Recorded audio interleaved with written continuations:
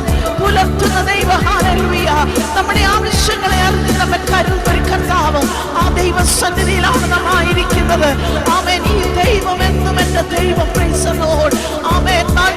നമ്മുടെ ഭാരങ്ങളെ ചുമക്കുന്ന കർത്താവ്, യേശുവിന്റെ നാമത്തിൽ ജയം. നമ്മെ മറക്കാത്തവൻ. ഹല്ലേലൂയ, ഹല്ലേലൂയ. ആമേൻ. നമ്മെ സൂക്ഷിക്കുന്നവൻ. ഹല്ലേലൂയ. പ്രതികൂലങ്ങൾ, പ്രതിസന്ധികൾ ആഞ്ഞടിക്കുമ്പോൾ അവിടെയും നമ്മെ സൂക്ഷിക്കുന്ന നമ്മുടെ സർവശക്തനായ ദൈവത്തിന്റെ സന്നിധിയിൽ യേശുവിന്റെ നാമത്തിൽ നമുക്ക് സമാധാനം തരുന്ന ഓർത്ത് നന്ദി നിറഞ്ഞ ഹൃദയത്തോടെ നമുക്ക് ദൈവത്തെ വാഴ്ത്തുവാൻ സഹായിക്കട്ടെ. Price the Lord. ഓ, ഈ ദൈവം എന്റെ ദൈവം, ഈ താതൻ എന്റെ താതൻ, കരുതുന്നവൻ, കാക്കുന്നവൻ, കരുണയുള്ളോൻ, കൈവിടില്ലെന്നെ. കരുതുന്നവൻ, കാക്കുന്നവൻ, കരുണയുള്ളോൻ, കൈവിടില്ലെന്നെ. ആമേൻ. ഈ ദൈവം എന്റെ ദൈവം, ഈ താതൻ എന്റെ താതൻ. ചേർന്ന് പറയാമോ? ഈ ദൈവം എന്റെ ദൈവം, ഈ താതൻ എന്റെ താതൻ. ഹല്ലേലൂയ. ഇസ്രായേലിന്റെ പരിപാലനം ഉറങ്ങുകയുമില്ല, മയങ്ങുകയുമില്ല. അങ്ങനെയെങ്കിൽ ദൈവമക്കളെ, ഹല്ലേലൂയ, നമ്മെ നന്നായി അറിയുന്നൊരു കർത്താവ്. Praise the lord. ഹല്ലേലൂയ. ആരെല്ലാം നമ്മെ കരുതുമെന്ന് നാം ചിന്തിച്ചു എന്നാൽ അവിടെയൊക്കെ ഹല്ലേലൂയ മനുഷ്യന്റെ സഹായം സ്ഥാനത്തായപ്പോൾ ഹല്ലേലൂയ, ഹല്ലേലൂയ, നമ്മെ പരിപാലിച്ചൊരു കർത്താവുണ്ട്. ആ ദൈവത്തിന്റെ സന്നിധിയിൽ നമുക്ക് ദൈവത്തെ സ്തുതിപ്പാനിടയാകട്ടെ. ഹല്ലേലൂയ. ആരെല്ലാം നമ്മെ തള്ളിക്കളഞ്ഞാലും ഒരിക്കലും തള്ളിക്കളയാത്തൊരു കർത്താവ്. Praise the lord, praise the lord. ആ ദൈവത്തിന്റെ സ്നേഹം രുചിച്ചറിഞ്ഞവർ എൻ്റെ ദൈവത്തെ മഹത്വപ്പെടുത്തുവാനിടയാകട്ടെ. ആമേൻ. Praise the lord. ഹല്ലേലൂയ. ദൈവത്തിന്റെ സ്നേഹത്തിൽ നിന്ന് ആമേൻ ആഴത്തെ കുറിച്ചൊന്ന് ചിന്തിപ്പാൻ ഈ പകൽക്കാല ഹല്ലേലൂയ ഈ സന്ധ്യാസമയം നമ്മെ ദൈവം ഇടയാക്കട്ടെ. Praise the lord. ഹല്ലേലൂയ. ദൈവത്തിന്റെ കൃപ ഒന്നുകൊണ്ട് മാത്രമാണ് നാം നിലനിൽക്കുന്നത്. അങ്ങനെയെങ്കിൽ ആ ദൈവത്തിന്റെ സാന്നിധ്യം ഹല്ലേലൂയ അനുഭവിച്ചറിയുന്നവർ ദൈവത്തെ ഹല്ലേലൂയ കരങ്ങളടിച്ച് ദൈവത്തെ പാടി മഹത്വപ്പെടുത്തുവാനിടയാകണം. ആമേൻ. ദൈവത്തിന് സ്തോത്രം, ദൈവത്തിന് സ്തോത്രം. നമുക്ക് ഒന്നിച്ച് ഹല്ലേലൂയ ദൈവത്തെ സ്തുതിക്കുവാനിടയാകട്ടെ. Praise the lord. ഹല്ലേലൂയ. Thank you lord, thank you lord. യേശുവിന്റെ രക്തത്താൽ, യേശുവിന്റെ രക്തത്താൽ ജയമെടുക്കുകയാണ്. Thank you Jesus. ഹല്ലേലൂയ. Praise the lord. Come on മശാന്തരാദിയാനമ.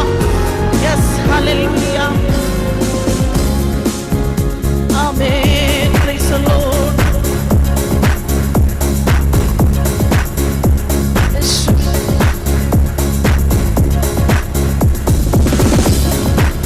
ദൈവത്തിൻ സ്നേഹത്തിൻ ആഴമിത്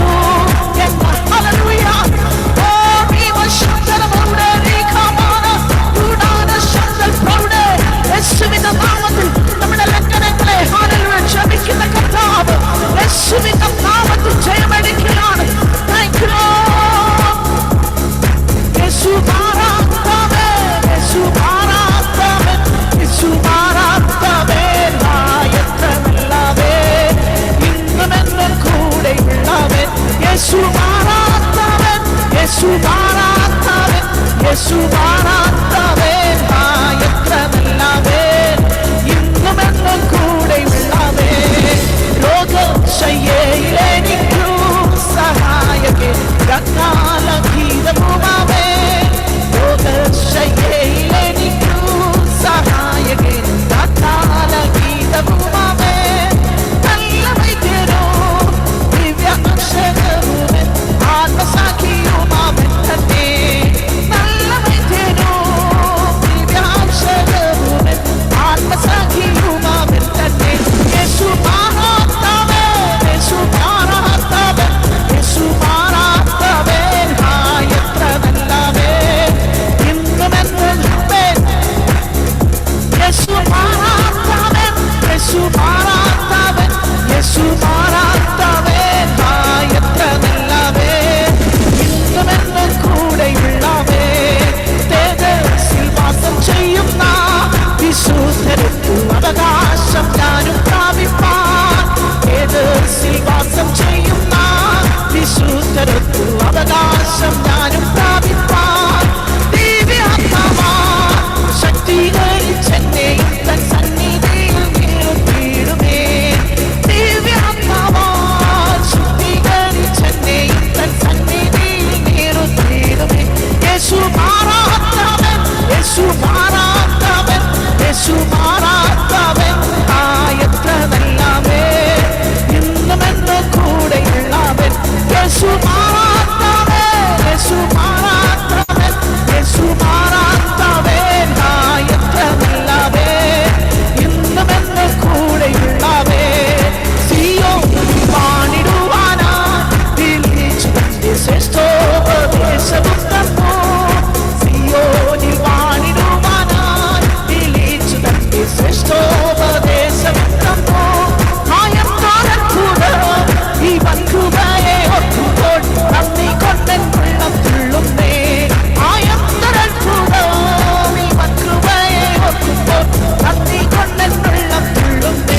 യേശു മാറാത്തവൻ, യേശു മാറാത്തവൻ, യേശു മാറാത്തവൻ. എത്ര നല്ലവൻ ഇന്നുമെന്നും കൂടെയുള്ളവൻ. യേശു മാറാത്തവൻ, യേശു മാറാത്തവൻ, യേശു മാറാത്തവൻ. എത്ര നല്ലവൻ ഇന്നുമെന്നും കൂടെയുള്ളവൻ. സർവ സൃഷ്ടികളും ഒന്നാൻ പുകഴ്ത്തിടുന്ന സൃഷ്ടാവിനെ സ്തുതിക്കും ഞാൻ. സർവ സൃഷ്ടികളും ഒന്നാൻ പുകഴ്ത്തിടുന്ന സൃഷ്ടാവിനെ സ്തുതിക്കും ഞാൻ. ഈ ചോണികാലത്തിൽ ജീവിക്കുന്ന നാളെല്ലാം ഘോഷിച്ചിടും പൊന്നുനാഥനെ. ഈ ചോണികാലത്തിൽ ജീവിച്ചിടും നാളെല്ലാം ഘോഷിച്ചിടും പൊന്നുനാഥനെ. യേശു മാറാത്തവൻ, യേശു മാറാത്തവൻ, യേശു മാറാത്തവൻ. എത്ര നല്ലവൻ ഇന്നുമെന്നും കൂടെയുള്ളവൻ. യേശു ഹല്ലേലൂയ. ഓ നമ്മെ വിട്ടുമാറാത്തൊരു കർത്താവ്. ആ ദൈവത്തിന്റെ സാന്നിധ്യം അറിയുന്നവർ ആമേൻ അല്പസമയം ദൈവത്തെ ആത്മാവിൽ ആരാധിച്ചാട്ടെ. Amen hallelujah.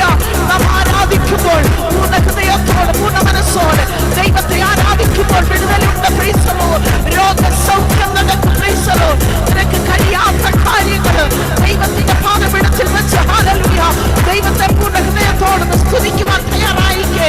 എന്റെ കർത്താവിന്റെ അത്ഭുതം നടക്കുവാനിടയാവും. അവൻ അത്ഭുത മന്ത്രി, വീരനാം ദൈവത്തിന്റെ പിതാവ്, സമാധാന പ്രഭുവാകിയാൽ ആ ദൈവത്തിന്റെ കരുതല് അനുഭവിച്ചറിയുവാൻ ഇടയാവും. Praise the lord. ഹല്ലേലൂയ. ജീവരാജ വിടമാന സന്ദേരേ വിഖാന ശൈനാ രാജ യേശുവിന്റെ നാമത്തിൽ ജയമെടുക്കുകയാണ്. ഹല്ലേലൂയ, ഹല്ലേലൂയ. ആരാധനയിൽ സൗഖ്യമുണ്ട്, ആരാധനയിൽ വിടുതലുണ്ട്. Praise the lord. ഹല്ലേലൂയ. ദൈവത്തിന് സ്തോത്രം. അപ്പോൾ എന്റെ വിശ്വാസത്തെ ഒന്ന് വർദ്ധിപ്പിക്കണമെന്ന് എന്റെ ദൈവത്തോടൊന്ന് പറയുവാൻ കഴിയുമോ? Praise the lord. ഹല്ലേലൂയ, ഹല്ലേലൂയ.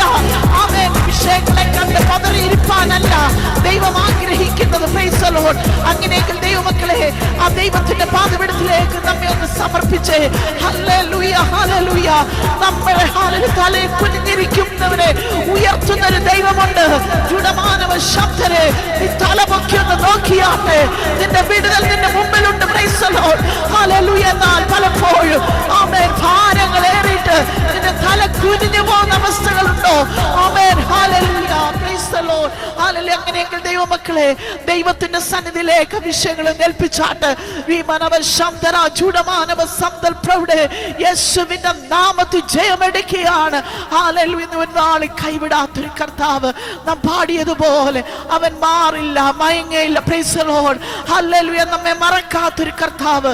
ഈ ദൈവം എന്നും എന്റെ ദൈവമാണ്. ഹല്ലേലൂയ. എത്ര പേർക്ക് ഹല്ലേലൂയ പറയുവാൻ കഴിഞ്ഞ നാളിൽ എന്നെ സഹായിച്ചവൻ എന്റെ ദൈവമാണ്. ഹല്ലേലൂയ. ദൈവത്തിന് സ്തോത്രം. അങ്ങനെയെങ്കിൽ ദൈവമക്കളെ ഹല്ലേലൂയ, ആ ദൈവം നമ്മെ ഇന്നും കൂടെയുണ്ട്. Price the lord. ഹല്ലേലൂയ. ഹല്ലേലൂയ. ഒരു നാളും നമ്മുടെ ഹല്ലേലൂയ മറക്കാതെ നമ്മെ സൂക്ഷിക്കുന്ന കർത്താവ്, നാൾ തോറും നമ്മുടെ ഭാരങ്ങളെ ഹല്ലേലൂയ ആമേൻ അറിഞ്ഞ് വിടുവിക്കുന്ന ഒരു കർത്താവ്. അങ്ങനെയെങ്കിൽ ആ കർത്താവിന്റെ സന്നിധിയിലേക്ക് നമ്മെ ഇന്ന് സമർപ്പിപ്പാൻ തയ്യാറായിക്കേ. ഹല്ലേലൂയ. ചൂടമാനവ ശംധര ചൂട പ്രൗഢരാദിയാരവലവസ്യാരവ യേശുവിന്റെ നാമത്തിൽ ജയമെടുക്കുകയാണ്. ഹല്ലേലൂയ. ഹല്ലേലൂയ. അല്പസമയങ്ങൾ ഹല്ലേലൂയ ദൈവത്തെ പാടി മഹത്വപ്പെടുത്തുവാൻ കർത്താവ് തന്ന ഈ നല്ല അവസരത്തിനായി ഞാൻ ദൈവത്തെ സ്തുതിക്കുന്നു, സ്തോത്രം ചെയ്യുന്നു. പ്രതിയാൽ ഇങ്ങനെ ഒരു അവസരം ഒരുക്കി തന്ന സൂസനാൻഡി, പ്രൈസ് ലോർഡ്. എല്ലാ പ്രിയപ്പെട്ടവർക്കും ഒരു പ്രാവശ്യം കൂടെ നന്ദി പറയുന്നു. ദൈവത്തിന് സ്തോത്രം. കർത്താവ് നമ്മെ ആക്കിയിരിക്കുന്ന സ്ഥാനങ്ങളിൽ കർത്താവിന് വേണ്ടി ഓടുവാൻ ദൈവം നമ്മെ ബലപ്പെടുത്തട്ടെ. ഹല്ലേലൂയ. ഈ ദിവസങ്ങളിലൊക്കെ ഞാൻ കഴിഞ്ഞൊരു മീറ്റിംഗിലും പറയുവാനിടയായി. ദൈവത്തിന് സ്തോത്രം. കർത്താവ് ഹല്ലേലൂയ നാം ഇന്ന് ദൈവസന്നിധി പ്രാർത്ഥിക്കണം.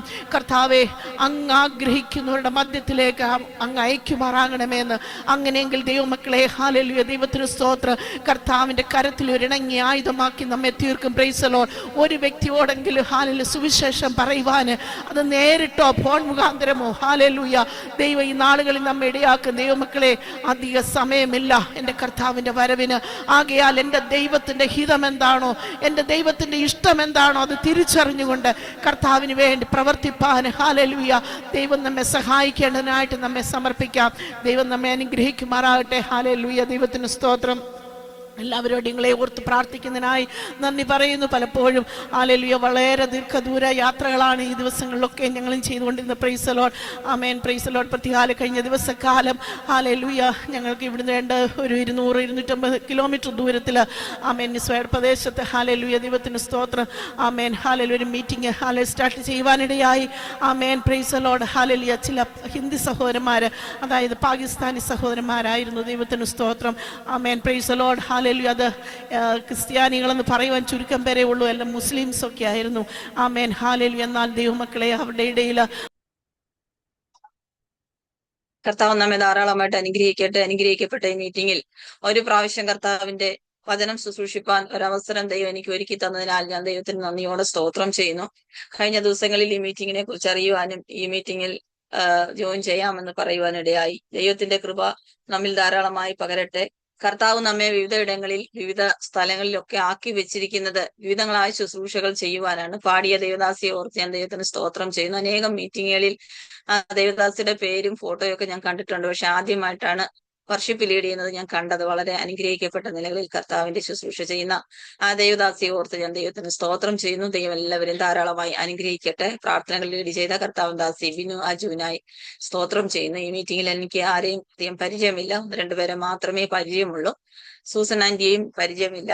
ദൈവം നമ്മെ ധാരാളമായിട്ട് അനുഗ്രഹിക്കട്ടെ. ഒരു പ്രാവശ്യം നമ്മൾ വിളിച്ച് സംസാരിച്ചതേ ഉള്ളൂ, അല്ലാതെ യാതൊരു പരിചയങ്ങളും ആരോടുമില്ല. ദൈവത്തിന് നമ്മെ എല്ലാവരെയും നന്നായിട്ട് അറിയാം. എനിക്ക് തോന്നുന്നു വേറെ മീറ്റിങ്ങുകളിലൊക്കെ കയറി ദേവദാസിമാർ ജെസ്സി രാജു ആന്റിയൊക്കെ കയറി ഞാൻ കണ്ടിട്ടുണ്ടെന്ന് തോന്നുന്നു. അവരെയൊക്കെ ഓർത്ത് ഞാൻ ദൈവത്തിന് സ്തോത്രം ചെയ്യുന്നു. ഇന്ന് രാത്രിയിലും ദൈവത്തിന്റെ വലിയ നാമം നമ്മിൽ മഹത്വപ്പെടാൻ ഇടയായി തീരട്ടെ. ഞാൻ എങ്ങനെ തുടങ്ങണമെന്നറിയാതെ ഇങ്ങനെ ഭാരപ്പെടുകയാണ്. കാരണം വചനത്തിലോട്ട് പോകാൻ ഞാൻ ആഗ്രഹിക്കുന്നു. അധിക സമയങ്ങൾ എന്റെ സാക്ഷ്യം പറയണമെന്ന് എനിക്ക് ആഗ്രഹമുണ്ട്. പക്ഷെ ഞാൻ എടുത്ത വചനം എനിക്ക് കംപ്ലീറ്റ് ചെയ്യണം. അതുകൊണ്ട് കംപ്ലീറ്റ് ചെയ്ത് കഴിയുമ്പോൾ സമയം ഉണ്ടെങ്കിലോ അല്ലെങ്കിൽ ഇടയ്ക്ക് ദൈവത്തിന്റെ ആത്മാവിനെ പ്രേരിപ്പിക്കുകയാണെങ്കിലോ മാത്രമേ സാക്ഷ്യത്തിലോട്ട് പോകാൻ ആഗ്രഹിക്കുന്നുള്ളൂ. സാക്ഷ്യം പറഞ്ഞുകൊണ്ട് പോയാൽ 1 മണിക്കൂറും 2 മണിക്കൂറൊന്നും തീരാത്ത സാക്ഷ്യങ്ങൾ കർത്താവ് നൽകിയിട്ടുണ്ട്. പലയിടത്തും അത് പറയാൻ പറ്റാത്തത് കർത്താവ് വചനം തരുമ്പോൾ അതിനെ പറഞ്ഞു പൂർത്തീകരിക്കാനുള്ള ആഗ്രഹം കൊണ്ടാണ്. കർത്താവിന്റെ ദാസി പറഞ്ഞതുപോലെ കൊക്കാത്തോട് എന്ന് പറഞ്ഞ സ്ഥലത്ത് ഒരു മലയോര മേഖലയിലാണ് കർത്താവിന്റെ വേല ചെയ്യുന്നത്. അതിനു മുമ്പ് 15 വർഷം കർത്താവിന്റെ വേല വടക്കേ ഇന്ത്യയിൽ ചെയ്യാൻ ദൈവത്തിന്റെ ആത്മാവ് കൃപ ചെയ്തു. ദൈവമാണ് നമ്മെ അവിടെവിടങ്ങളായിട്ട് ആക്കുന്നത്. എവിടെ ആയിരുന്നാലും കർത്താവിന്റെ വേല ചെയ്യുക, ദൈവം ആക്കിയിരിക്കുന്ന ഇടത്ത് ശുശ്രൂഷ ചെയ്യുക എന്നുള്ളതാണ് നമ്മളെ കുറിച്ചുള്ള ദൈവത്തിന്റെ ഉദ്ദേശം.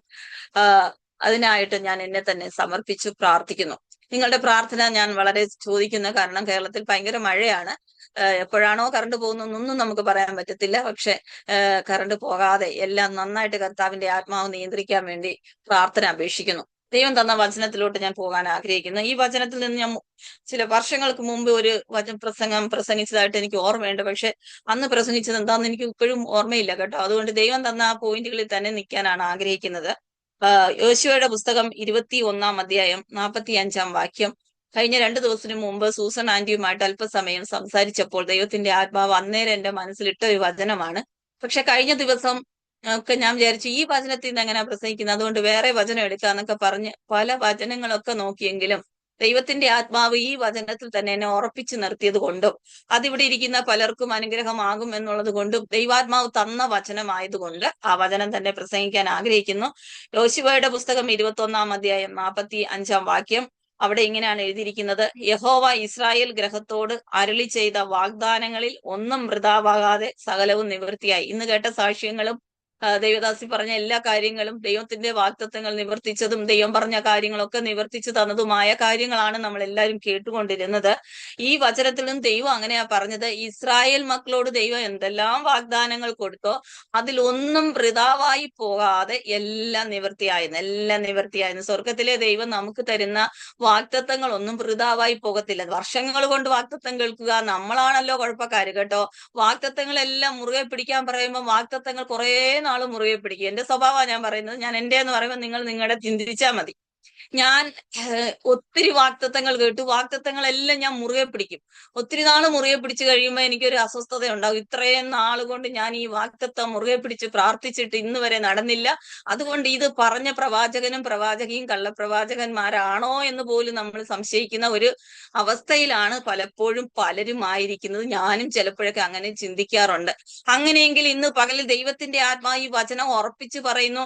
ഇസ്രായേൽ മക്കളോട് സർവശക്തനായ ദൈവം എന്തെല്ലാം വാഗ്ദാനങ്ങൾ കൊടുത്തോ ആ വാഗ്ദാനങ്ങൾ ഒന്നും വൃഥാവായി പോയില്ലെന്ന്. സകലവും നിവർത്തിയായി. ആരാ പറയുന്നതെന്നറിയാമോ? യോശുവയാ പറയുന്നത്. നമുക്കറിയാം, എനിക്ക് ഇതിന്റെ പാരമ്പര്യവും ഇതിന്റെ പ്രമാണം ഒന്നും പറയാൻ അറിയത്തില്ല. വചനം മാത്രമേ പറയത്തുള്ളൂ കേട്ടോ, ബൈബിളിൽ. എന്നാലും ഞാൻ ഇന്ന് കുറച്ചൊക്കെ എല്ലാ മീറ്റിങ്ങുകളിലും ദൈവദാസന്മാർ അതിന്റെ ഇൻട്രൊഡക്ഷൻ ഒക്കെ ഇങ്ങനെ കറക്കിക്കൊണ്ടുവരുമ്പോൾ എനിക്കും ഒരു കൊതി പറയാൻ. അതുകൊണ്ട് ഞാൻ ചെറിയൊരു ഇൻട്രൊഡക്ഷൻ തയ്യാറാക്കി വെച്ചിട്ടുണ്ട്. നമ്മുടെ ബൈബിളിലെ 6-ാമത്തെ പുസ്തകമാണ് യോശുവയുടെ പുസ്തകം. ഇങ്ങനെയൊക്കെ പറഞ്ഞാണല്ലോ എല്ലാവരും തുടങ്ങുന്നത്. പക്ഷെ ഞാൻ മാത്രം ഇന്നുവരെ അങ്ങനെ പറഞ്ഞിട്ടില്ല. പക്ഷെ നിങ്ങൾക്ക് ആർക്കും വിഷമം തോന്നാതിരിക്കാൻ ഞാൻ പറയുക, ബൈബിളിലെ 6-ാമത്തെ പുസ്തകമാണ് യോശുവയുടെ പുസ്തകം. 5 പുസ്തകങ്ങൾ നമുക്കറിയാം. ഉൽപ്പത്തി, പുറപ്പാട്, ലേവ്യ, സംഖ്യ, ആവർത്തനം കഴിഞ്ഞിട്ട് യോശുവ എഴുതിയ ഒരു പുസ്തകമാണ് ഇത്. നമുക്കറിയാം, മോശയ്ക്ക് ശേഷം ഇസ്രായേൽ മക്കളെ നയിക്കാൻ ദൈവത്താൽ തെരഞ്ഞെടുക്കപ്പെട്ട ഒരു അഭിഷിക്തനായിരുന്നു യോശുവ. അതും നമുക്കറിയാം. യോശുവ ആദ്യം മോശയുടെ ശുശ്രൂഷകനായിരുന്നു. പിന്നെ ദൈവം അവനെ തെരഞ്ഞെടുത്ത് ദൈവത്തിന്റെ ശുശ്രൂഷകനാക്കി. നമ്മുടെയൊക്കെ ജീവിതത്തിലും പലപ്പോഴും നമ്മൾ നോക്കുമ്പോൾ നമ്മൾ പലർക്കും ഒക്കെ ശുശ്രൂഷ ചെയ്ത് നടന്നവരാ അല്ലെ. നമ്മുടെ പാസ്റ്റർമാർക്ക്, പാസ്റ്റർ ആന്റിമാർക്ക് അവർക്ക് വേണ്ടുന്ന കാര്യങ്ങളെല്ലാം ചെയ്ത്. ഞാൻ എന്റെ കൊച്ചുനാളിലേ ഉള്ള കാര്യം പറയാം. സഭയിലൊക്കെ പോകും, പെട്ടെന്ന് പായിടും, പാസ്റ്റർ പറയുന്നതെല്ലാം അനുസരിക്കും, അവിടെ തൂക്കാൻ പറഞ്ഞാൽ തൂക്കും. ഇങ്ങനെയൊക്കെ നടന്നവർ. എന്നെ ഇവിടെ പിടിച്ചിരുത്തിയതിനൊക്കെ ദൈവത്തിനൊരു ഉദ്ദേശമുണ്ട്. അപ്പൊ നമ്മളെ ഏൽപ്പിക്കുന്ന കാര്യങ്ങളിലെല്ലാം നമ്മൾ വിശ്വസ്തത പുലർത്തിയാൽ കർത്താവ് നമ്മളെ എവിടെയെല്ലാം കൊണ്ട് എത്തിക്കുമെന്നറിയാമോ? അതുകൊണ്ട് നമ്മൾ ഇന്നായിരിക്കുന്ന അവസ്ഥകളെ ഓർത്ത് ഭാരപ്പെടേണ്ട. കർത്താവ് നമ്മളെ ഏൽപ്പിച്ച കാര്യങ്ങൾ വിശ്വസ്തയോടെ ചെയ്യാൻ നമ്മളെ തന്നെ സമർപ്പിച്ച് മുന്നോട്ട് പോകുമ്പോൾ ദൈവം ഉയരങ്ങളിലേക്ക് നമ്മളെ നടത്തിക്കൊണ്ടിരിക്കും. ഉയരങ്ങളിലേക്ക് പോകാൻ വേണ്ടി താഴ്ന്ന ജോലി ചെയ്യാൻ പോകണമെന്നൊന്നും ആഗ്രഹമില്ല. ദൈവം നമ്മെ കൊണ്ടെത്തിക്കേണ്ടുന്ന ഒരു സ്ഥാനമുണ്ട്. അവിടെ എത്തുന്നതിന് മുമ്പേ ഒരുപക്ഷെ നമ്മൾ ആഗ്രഹിക്കാത്ത പല മണ്ഡലങ്ങളിലൂടെയും നമ്മളെ ദൈവം കടത്തിവിടും. മോശയുടെ ശുശ്രൂഷകനായിട്ട് തീർന്നത് എന്താ? ദൈവത്തിന്റെ ശുശ്രൂഷകനായിട്ട് ആദ്യമേ മാറാൻ യോശുവയ്ക്ക് സാധ്യതയുണ്ടായിരുന്നില്ലേ? പലപ്പോഴും വേണമെങ്കിൽ ശുശ്രൂഷ ചെയ്യാനുള്ള അവസരങ്ങളൊക്കെ ഉണ്ടായിരുന്നില്ലേ? എങ്കിലും ദൈവം അവനെ ആക്കി വെച്ചിരുന്ന സ്ഥാനത്ത് അവൻ വിശ്വസ്തയോടെ മോശയുടെ ശുശ്രൂഷകനായിരുന്നത് കൊണ്ട് ഒരു സമയം വന്നപ്പോൾ മോശയുടെ കാലശേഷം അവനെ അഭിഷിക്തനാക്കിയിട്ട് ദൈവം പുറത്തു കൊണ്ടുവന്നെന്ന് നമുക്ക് കാണാനായിട്ട് കഴിയും. നമുക്കറിയാം, ഈ സംഖ്യാപുസ്തകം 13-16 നമ്മൾ വായിക്കുന്നത് നൂന്റെ മകനായ ഹോശേയ. യോശുവയുടെ ആദ്യത്തെ പേര് ഹോശേയ എന്നാണ്. ഹോശേയ എന്നാണ് നൂന്റെ മകനായ നൂനിട്ട പേര്, അപ്പനിട്ട പേര് ഹോശേയ. നിങ്ങൾ നോക്കണം, സംഖ്യാപുസ്തകം 13-ാം അധ്യായം 16-ാം വാക്യത്തിൽ അവിടെ വരുമ്പോൾ കാണാൻ കഴിയുന്നത് മോശ അവന് യോശുവ എന്ന് പേരിട്ടു. സ്വന്തം അപ്പൻ അവനിട്ട പേര് ഹോശേയ, ദൈവത്തിന്റെ അഭിഷിക്തനായ മോശ അവനിട്ട പേര് യോശുവ. നിങ്ങൾക്ക് അത്രയും മനസ്സിലായല്ലോ. നമ്മളെല്ലാവരും ഒന്നും വായിക്കുന്നതായതുകൊണ്ട് ഇതൊക്കെ നമുക്ക് കാണാപ്പാടം അറിയാവുന്ന കാര്യം. ഇനി ഹോശേയ എന്ന പദത്തിന്റെ അർത്ഥം രക്ഷ എന്നാണ്. യോശുവ എന്ന പദത്തിന്റെ അർത്ഥം യഹോവ എന്റെ രക്ഷകനാണ്. രക്ഷ എന്ന് പറയുമ്പോൾ എന്റെ പേരിന്റെ അർത്ഥം രക്ഷ എന്നാണെങ്കിൽ എന്റെ പേരിലൂടെ ഒരു രക്ഷ വരണ്ടായോ? പക്ഷെ അഭിഷിക്തനായ മോശയ്ക്ക് മനസ്സിലായി ഇവന്റെ പേര് കൊണ്ട് ഒരു രക്ഷയുമില്ല. അതുകൊണ്ട് ദൈവമാണ് രക്ഷകൻ എന്ന് ഇവന്റെ പേര് കേൾക്കുന്നവർ ദൈവത്തെ മുൻനിർത്തി അറിയണം എന്നുള്ളത് കൊണ്ട് അവൻ ആ പേരിട്ടു എന്ന് ഞാൻ ആത്മാവിൽ പൂർണ്ണമായിട്ടും വിശ്വസിക്കുന്നു. ആ ഭാഗവും ഞാൻ അങ്ങ് വിടാനായിട്ടാണ് ആഗ്രഹിക്കുന്നത്. ഇനി ആദ്യമായിട്ട് ബൈബിളിൽ മോശയെ കാണുന്നത് പുറപ്പാട് പുസ്തകം 17-ാം അധ്യായത്തിലാണ്. നിങ്ങൾ പുറപ്പാട് പുസ്തകം 17-ാം അധ്യായം വായിച്ചു നോക്കുമ്പോൾ അവിടെ മനസ്സിലാക്കാൻ കഴിയുന്ന, നമ്മൾ എപ്പോഴും പറഞ്ഞു വിടുന്ന ഒരു ഭാഗമുണ്ട്. മോശയും കൂട്ടരും ഇസ്രായേൽ മക്കളും അമാലേക്യരോടുള്ള യുദ്ധമുണ്ടായി. അമാലേക്യരോട് യുദ്ധമുണ്ടായപ്പോൾ മോശ വടിയും പിടിച്ച് കൈയും പൊക്കി നിന്നു. നിങ്ങൾക്കത് അറിയാമല്ലോ. മോശ കൈയും പിടിച്ച് ഉയർത്തി. നമ്മൾ എപ്പോഴും മോശയുടെ കാര്യമാണ് അവിടെ പറയുന്നത്. പക്ഷെ അവിടെ ഒരു വാക്യം കിടപ്പുണ്ട് 9-ാം വാക്യത്തിൽ. അപ്പോൾ മോശ യോശുവയോട്, നീ ആളുകളെ തിരഞ്ഞെടുത്ത് കൊണ്ടുപോയി അമാലേക്യരോട് യുദ്ധം ചെയ്താൽ ഞാൻ കുന്നിൻ മുകളിൽ വടിയും പിടിച്ച് കൈയും ഉയർത്തി നിൽക്കാം. അപ്പൊ പിന്നെ അവിടെ അടുത്ത വാക്യത്തിൽ വായിക്കുന്നത്, മോശ കൈ ഉയർത്തിയിരിക്കുമ്പോൾ ഇസ്രായേൽ ജയിക്കും, മോശ കൈ താഴ്ത്തിയിടുമ്പോൾ അമാലേക്ക് ജയിക്കും. നമ്മൾ എങ്ങനെയാ പറയുന്നത്? ഈ യുദ്ധം ജയിച്ചത് മോശയുടെ കൈ ഉയർന്നിരുന്നത് കൊണ്ടാണ്. മോശയുടെ കൈക്ക് ഭാരം തോന്നിയപ്പോൾ അവരൊരു കല്ലെടുത്ത് വെച്ചു. മോശയുടെ കൈ രണ്ടും താഴാതിരിക്കാൻ അഹരോനും ഹൂരും അവന്റെ കൈകളെ താങ്ങി. അതുകൊണ്ട് മോശ എത്രത്തോളം കൈകളെ ഉയർത്തിയിരുന്നുവോ അത്രത്തോളം ഇസ്രായേൽ മക്കൾ ജയിക്കാനിടയായി. സന്ധ്യ വരെ അങ്ങനെ ഉറച്ചു നിന്ന് യുദ്ധം ചെയ്ത് അമാലേക്യരെ സംഹരിച്ചു എന്ന് നമ്മൾ എപ്പോഴും പ്രസംഗം കേൾക്കുകയും പ്രസംഗിക്കുകയും ചെയ്യും.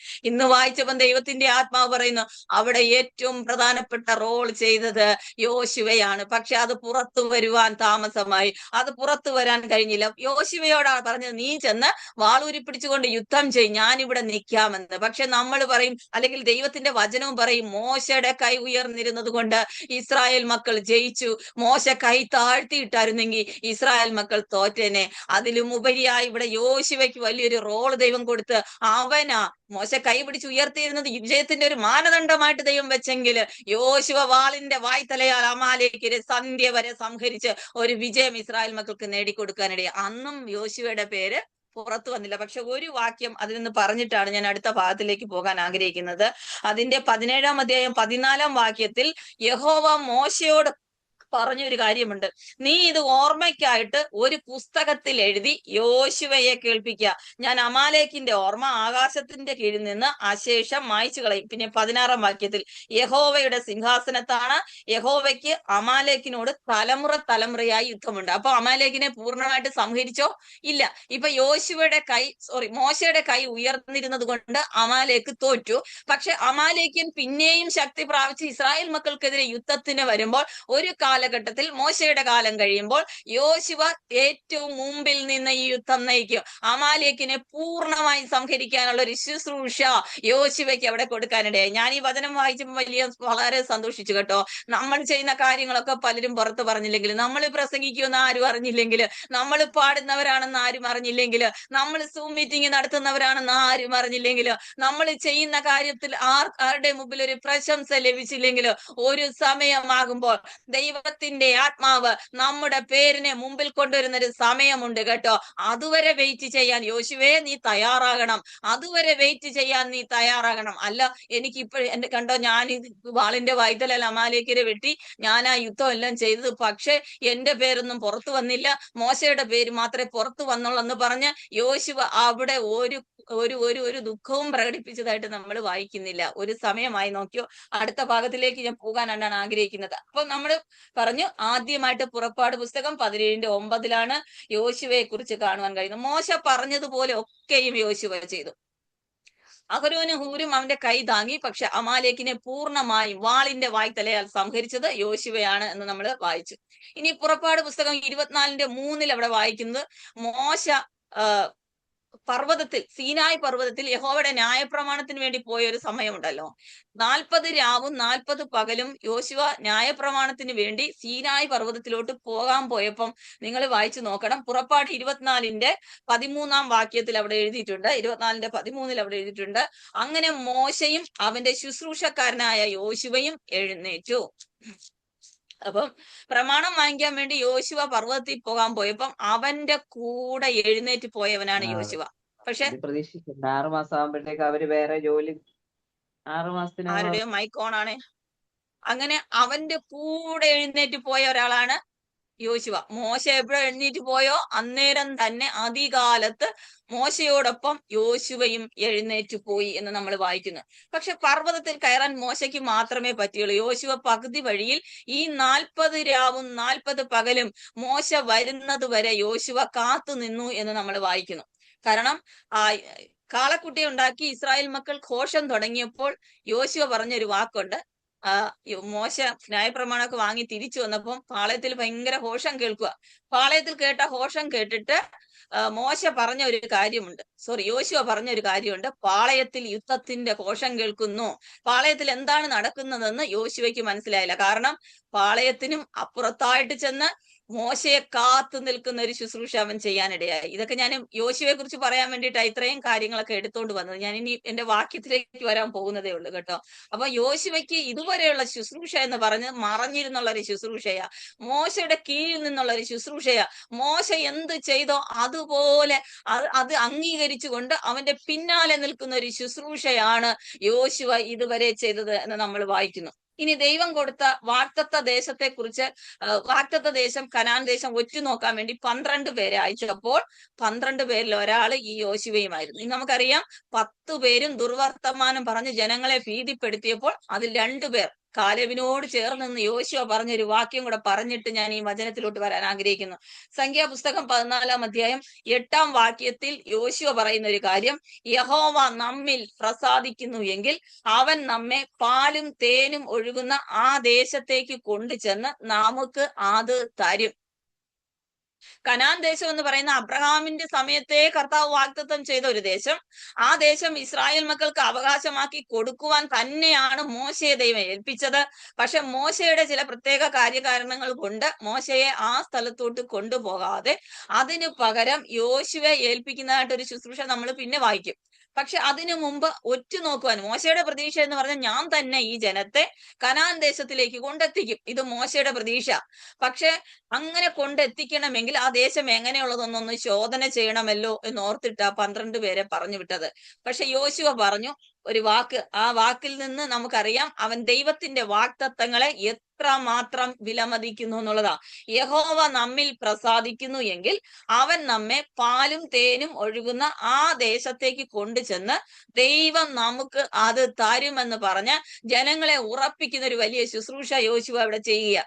അപ്പൊ അന്നേ അവിടെ വായിക്കുന്നു, ബാല്യം മുതലേ മോശയുടെ ശുശ്രൂഷകനായിട്ട് യോശുവ മാറി. കൊച്ചുകാലം മുതലേ മോശയുടെ ശുശ്രൂഷകനായിട്ട് യോശുവ മാറിയത് കൊണ്ട് മോശയാൽ ദൈവം ചെയ്ത എല്ലാ അത്ഭുതങ്ങളും അടയാളങ്ങളും യോശുവ കണ്ട് മനസ്സിലാക്കി ദൈവമാണ് സത്യദൈവമെന്നും ദൈവം ഇന്നുവരെ പറഞ്ഞ എല്ലാ കാര്യങ്ങളും അതുപോലെ ചെയ്തു കൊടുത്തിട്ടുണ്ടെന്നും യോശുവയ്ക്ക് മനസ്സിലായതുകൊണ്ട് ഈ വാഗ്ദത്തവും നിവർത്തിക്കാൻ ദൈവം വിശ്വസ്തനാണ്. ദൈവം നമ്മിൽ ഒന്ന് പ്രസാദിച്ചാൽ മതി, അതാ ചെയ്യേണ്ട കാര്യം. ദൈവം നമ്മിൽ പ്രസാദിക്കണമെങ്കിൽ നമുക്കറിയാം പുരുഷന്റെ ഉരുക്കളിൽ ഒന്നും ദൈവം പ്രസാദിക്കുന്നില്ല. അതായത് നമ്മുടെ ബലത്തിലും ശക്തിയിലും അല്ല ദൈവം പ്രസാദിക്കുന്നു. നമ്മുടെ തകർന്നിരിക്കുന്ന മനസ്സിൽ നാം ദൈവസന്നിധിയിൽ നമ്മളെ തന്നെ അർപ്പിക്കുമ്പോൾ, നമ്മെ പൂർണ്ണമായ ഒരു ഹോമയാഗം പോലെ സമർപ്പിക്കുമ്പോൾ കർത്താവ് ഈ ഹോമയാഗത്തിൽ പ്രസാദിച്ച് നമ്മിൽ പകർന്നിരിക്കുന്ന ദൈവത്തിന്റെ വാഗ്ദത്തങ്ങളെ നിവർത്തിച്ചു തരാനിടയായി തീരും. ഹല്ലേലൂയ. രക്തത്താൽ ചെയ്യും. എത്ര പേർക്ക് ഈ വചനം മനസ്സിലായി എന്ന് എനിക്കറിയത്തില്ല. ദൈവത്തിന്റെ വാഗ്ദത്തങ്ങൾ ഒത്തിരി ഉണ്ട്, അതൊന്നും എനിക്ക് പ്രാപിക്കാൻ പറ്റില്ലെന്നർത്ഥം ആർക്കും വിഷമം തോന്നരുത്. ഓരോ ദിവസം എന്റെ ദൈവത്തെ പ്രസാദിപ്പിച്ച് ദൈവത്തോട് അങ്ങ് പറ്റി നിന്നാ മതി. ദൈവം ആ വാഗ്ദത്തങ്ങളെല്ലാം നമ്മൾ തരാനിടയായി തീരും. ഇനി ആ ഭാഗങ്ങളെല്ലാം കഴിഞ്ഞിട്ട് 32-ാം അധ്യായത്തിൽ വായിക്കുന്നത് യോശുവ പൂർണ്ണമായും ദൈവത്തോട് പറ്റി നിന്നു. പൂർണ്ണമായും ദൈവമേ എന്റെ ദൈവമേ എന്റെ ദൈവമേ എന്ന് പറഞ്ഞുള്ള ഒരു ജീവിതമാണ് യോശുവയ്ക്ക് ഉണ്ടായിരുന്നത്. ഇനി നമ്മുടെ ജീവിതത്തെ നോക്കണേ, നമ്മൾ എപ്പോഴും ദൈവത്തോട് പറ്റിയാണോ നിൽക്കുന്നത്?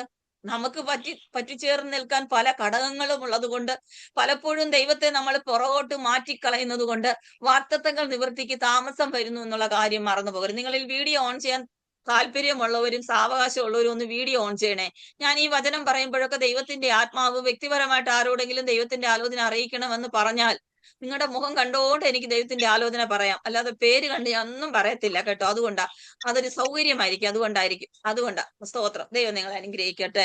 അങ്ങനെയാണെങ്കിൽ ഞാൻ ഈ വചനത്തിൽ നിന്ന് പറഞ്ഞത് യോശുവ ദൈവത്തോട് പൂർണ്ണമായിട്ട് പറ്റി നിന്നു. അത് ദൈവം തന്നെ പറഞ്ഞു, യോശുവയും കാലേബും എന്നോട് പൂർണ്ണമായി പറ്റി നിന്നത് കൊണ്ട് ഞാൻ അവർക്ക് വാഗ്ദത്തം ചെയ്ത കനാൻ ദേശത്ത് അവരെ കൊണ്ട് എത്തിക്കും എന്ന് ദൈവം വാഗ്ദത്തം ചെയ്തു. അപ്പൊ വാഗ്ദത്ത നിവർത്തി പ്രാപിക്കുവാനുള്ള ഏറ്റവും പ്രധാനപ്പെട്ട കാര്യം ദൈവത്തോട് നമ്മൾ പൂർണ്ണമായും പറ്റി നിൽക്കുക എന്നുള്ളതാണ്. പറ്റി നിൽക്കുക എന്ന് പറഞ്ഞാൽ നമുക്കറിയാമോ? നിങ്ങൾക്കറിയാം, നാട്ടിലെ നമ്മളെല്ലാവരും മലയാളികളാണല്ലോ ഇതിനകത്തിരിക്കുന്നത്. ചക്കയെ അറിയാത്തവരാരുമില്ല. ചക്കയിരക്കിൽ ഒട്ടിയിരിക്കുന്ന ഒരു ജീവിയെ എടുത്തു മാറ്റിക്കളയാൻ നമ്മൾ എന്തുമാത്രം കഷ്ടപ്പെടുമെന്ന് അറിയാമോ? ഞാനിപ്പോ നാട്ടിൽ വന്നതിന് ശേഷം ചക്ക അങ്ങനെയുള്ള കാര്യങ്ങളൊക്കെ ഒത്തിരി പഠിച്ചത് കൊണ്ടാണ് ഞാൻ പറയുന്നത് കേട്ടോ.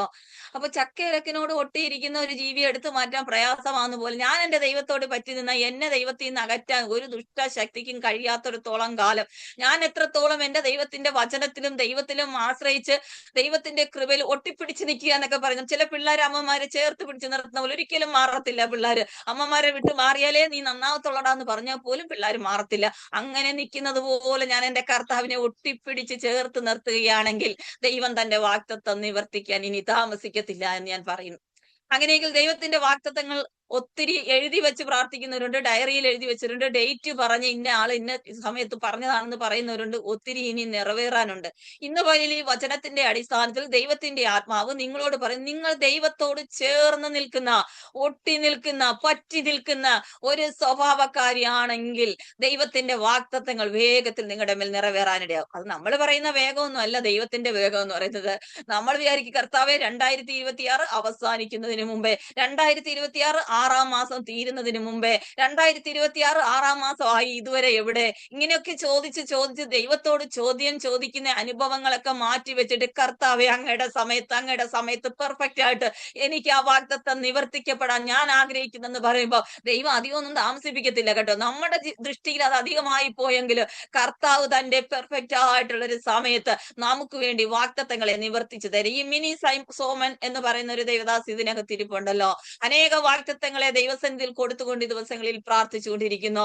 ദൈവത്തിന്റെ ആത്മാവ് പറയുന്നു, ദൈവത്തിന്റെ ഒരു പ്രത്യേക സമയം നിനക്ക് വേണ്ടി ഞാൻ വേർതിരിച്ച് നീ ചിന്തിക്കുന്നതിലും അപ്പുറമായി ആ വാഗ്ദത്തങ്ങൾ ഓരോന്നായി നിന്റെ കൂടാരത്തിനകത്ത് വെളിപ്പെടുത്തി തന്ന നിന്ദിക്കുന്ന അനേക വ്യക്തികളുടെ നടുവിൽ നിന്നെ ഒരു മാനപാത്രമാക്കി പുറത്തു കൊണ്ടുവരുമെന്ന് സർവശക്തനായ ദൈവം ഇന്ന് പകൽ നിന്നോട് അരുളി ചെയ്യുക. വിഷമിക്കേണ്ട, ഭാരപ്പെടേണ്ട, ഹൃദയം നേറി പുകയേണ്ട. ദൈവത്തിന്റെ ആത്മാവ് നിന്റെ മനസ്സിനെ ഒന്ന് സ്വസ്ഥമാക്കി ദൈവത്തോട് കൊടുക്കുക. കർത്താവ് നിനക്ക് വേണ്ടി വൻകാര്യങ്ങളെ ചെയ്യുമെന്ന് ദൈവാത്മാവ് പറയുക.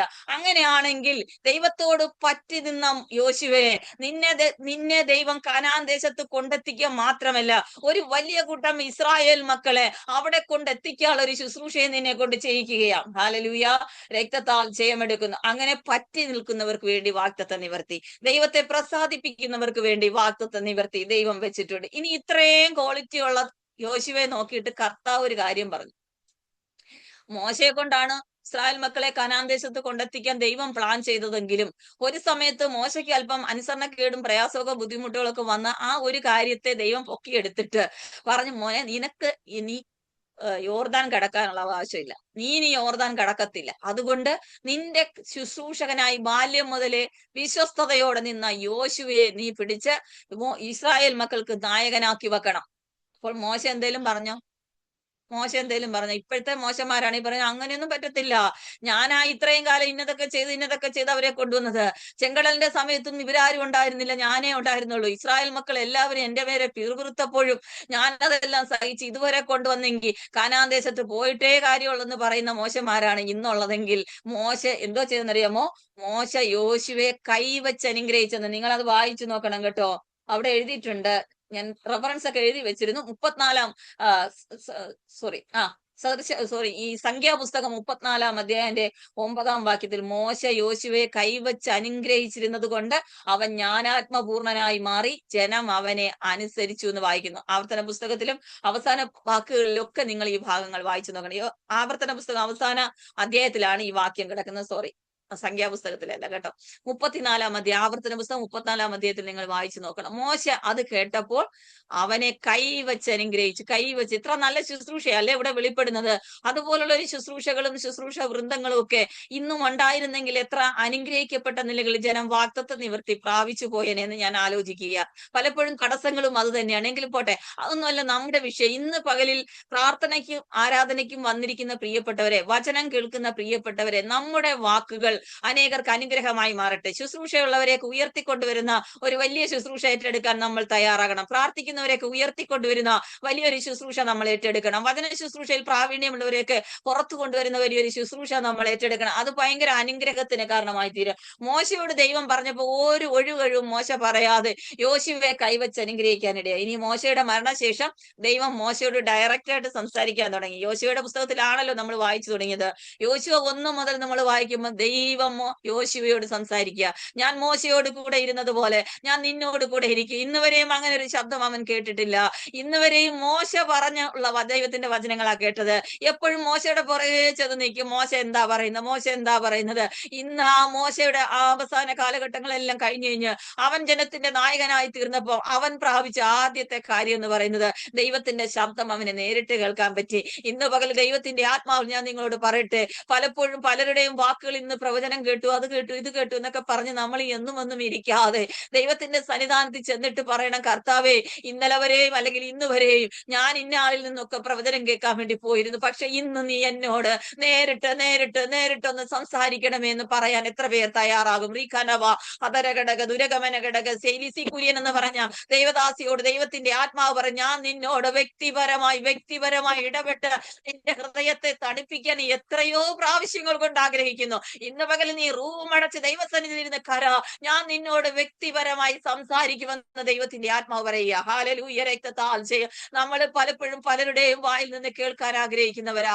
എന്നാൽ ഇന്ന് പകൽ മുതൽ നിങ്ങളൊന്ന് തീരുമാനിക്കണം, കർത്താവേ, ഇന്നലെ വരെ ഞാൻ കേട്ടതുപോലെയല്ല, ഇന്നു മുതൽ കർത്താവെ ഞാൻ എന്റെ ദൈവത്തിന്റെ സന്നിധിയിൽ നിന്ന് നേരിട്ടൊരു ശബ്ദം കേൾക്കാൻ ആഗ്രഹിക്കുന്നു. നേരിട്ട് എന്റെ ദൈവത്തിന്റെ ന്യായപ്രമാണങ്ങളെ കേൾക്കാൻ ഞാൻ ആഗ്രഹിക്കുന്നു. നേരിട്ട് എന്റെ ദൈവത്തിന്റെ സാന്ത്വന വാക്കുകളെ കേൾക്കുവാൻ ഞാൻ ആഗ്രഹിക്കുന്നെന്ന് പറയാൻ തയ്യാറാകണം. മോശയുടെ കാലം വരെ യോശുവ പുറകെ നിന്ന് മോശയുടെ വർത്താനം എല്ലാം കേട്ടോണ്ട് നിന്നു. ദൈവം എന്തൊക്കെയാണോ മോശയോട് പറയുന്നത് അതൊക്കെ ഞാൻ അനുസരിക്കാമെന്ന് പറഞ്ഞ് പുറകെ നിന്നത് കൊണ്ട് യോശുവയുടെ സമയമായപ്പോ ആരുടെ ഒരു പ്രവാചകന്റെ പിറകെ പോകേണ്ടി വന്നില്ല. ദൈവം അവനോട് നേരിട്ട് സംസാരിച്ചു. ആദ്യം സംസാരിച്ചത് എന്താണെന്നറിയാമോ? ഞാൻ മോശയോട് കൂടെ ഇരുന്നത് പോലെ ഞാൻ നിന്നോട് കൂടെ ഇരിക്കുക. ജനം മോശയെ ഭയപ്പെട്ടതുപോലെ ഇന്നു മുതൽ ജനം നിന്നെ ബഹുമാനിക്കാൻ തുടങ്ങും. എത്ര വലിയ അനുഗ്രഹപ്പെട്ട കാര്യമല്ലേ? നമ്മൾ ശുശ്രൂഷിക്കുന്നിടത്തൊക്കെ നമ്മുടെ കൂടെ നിൽക്കുന്ന ആൾക്കാർ നമ്മളെ ബഹുമാനിക്കുകയോ സ്നേഹിക്കുകയോ നമ്മളെ അനുസരിക്കുകയോ ചെയ്യാതൊരു എന്ത് വിഷമം തോന്നുന്നറിയാമോ? ഇസ്രായേൽ ജനം അനുസരിക്കും എന്നൊക്കെ പറഞ്ഞാൽ ഇടയ്ക്കിടയ്ക്കൊക്കെ കുഴപ്പമൊക്കെ കാണിക്കും കേട്ടോ. അന്നേരം ഇവരെല്ലാം വിഷമിച്ച് ദൈവസന്നിധിക്ക് നീ ഭാരപ്പെടണ്ട, ഇന്നു മുതൽ ഞാനൊരു പുതിയ വ്യത്യാസം തരാൻ പോവുക. മോശയുടെ കീഴിലിരുന്ന ജനം പലപ്പോഴും പിറുപിറുത്തു, മോശയെ പലപ്പോഴും കുറ്റം ചുമത്തി. പക്ഷെ ഇന്നു മുതൽ അങ്ങനെയല്ല, നിന്നെ എല്ലാവരും അനുസരിക്കാനിടയും. ജനം എല്ലാം പറഞ്ഞു, ഞാൻ നിങ്ങളെ അനുസരിക്കാം, ഞങ്ങൾ യഹോവയുടെ വാക്കുകളെ അനുസരിക്കാം, എന്താ പറ, ഞങ്ങൾ കേൾക്കട്ടെ, അനുസരിക്കാം എന്ന് പറഞ്ഞ് യോശുവയുടെ പിന്നാലെ വരാനിടയായി. ഇത്ര വലിയ അനുഗ്രഹിക്കപ്പെട്ട ഒരു ശുശ്രൂഷ യോശുവയ്ക്ക് ദൈവം കൈമാറി എന്ന് നമ്മൾ വായിക്കുന്നു. ഇനി യോശുവ 1 മുതൽ നിങ്ങൾ അങ്ങോട്ട് വായിച്ചു നോക്കണം. എല്ലാം പറയാൻ എനിക്ക് സമയമില്ല, നമുക്കറിയാവുന്ന ഭാഗങ്ങളാ. യോശുവ ഒത്തിരി അത്ഭുതങ്ങൾ ചെയ്തു, മോശയ്ക്ക് ചെയ്യാൻ പറ്റാത്ത ഒത്തിരി കാര്യങ്ങൾ ചെയ്തു. യോർദാൻ കടക്കാൻ മോശയ്ക്ക് പറ്റിയില്ലെങ്കിൽ യോശുവ യോർദാൻ കടന്നു. ഇസ്രായേൽ മക്കളെ കൊണ്ട് അക്കരെ എത്തി. യോർദാനെ പിടിച്ചടക്കാനുള്ള ഒരു അഭിഷേകം അവന്റെ മേൽ പകർന്നു.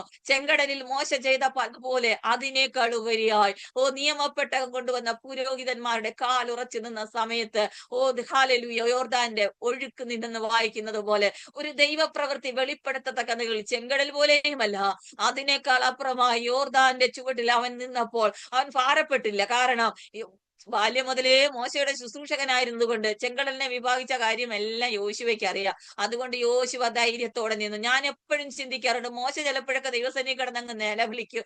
കർത്താവ് പറയും, നീ എന്തിനാ നിലവിളിക്കുന്നേ, മുമ്പോട്ട് പോ പറയും. പക്ഷെ യോശുവ ഒരിടത്ത് പോലും നിലവിളിച്ചെന്ന് ഞാൻ വായിക്കുന്നില്ല.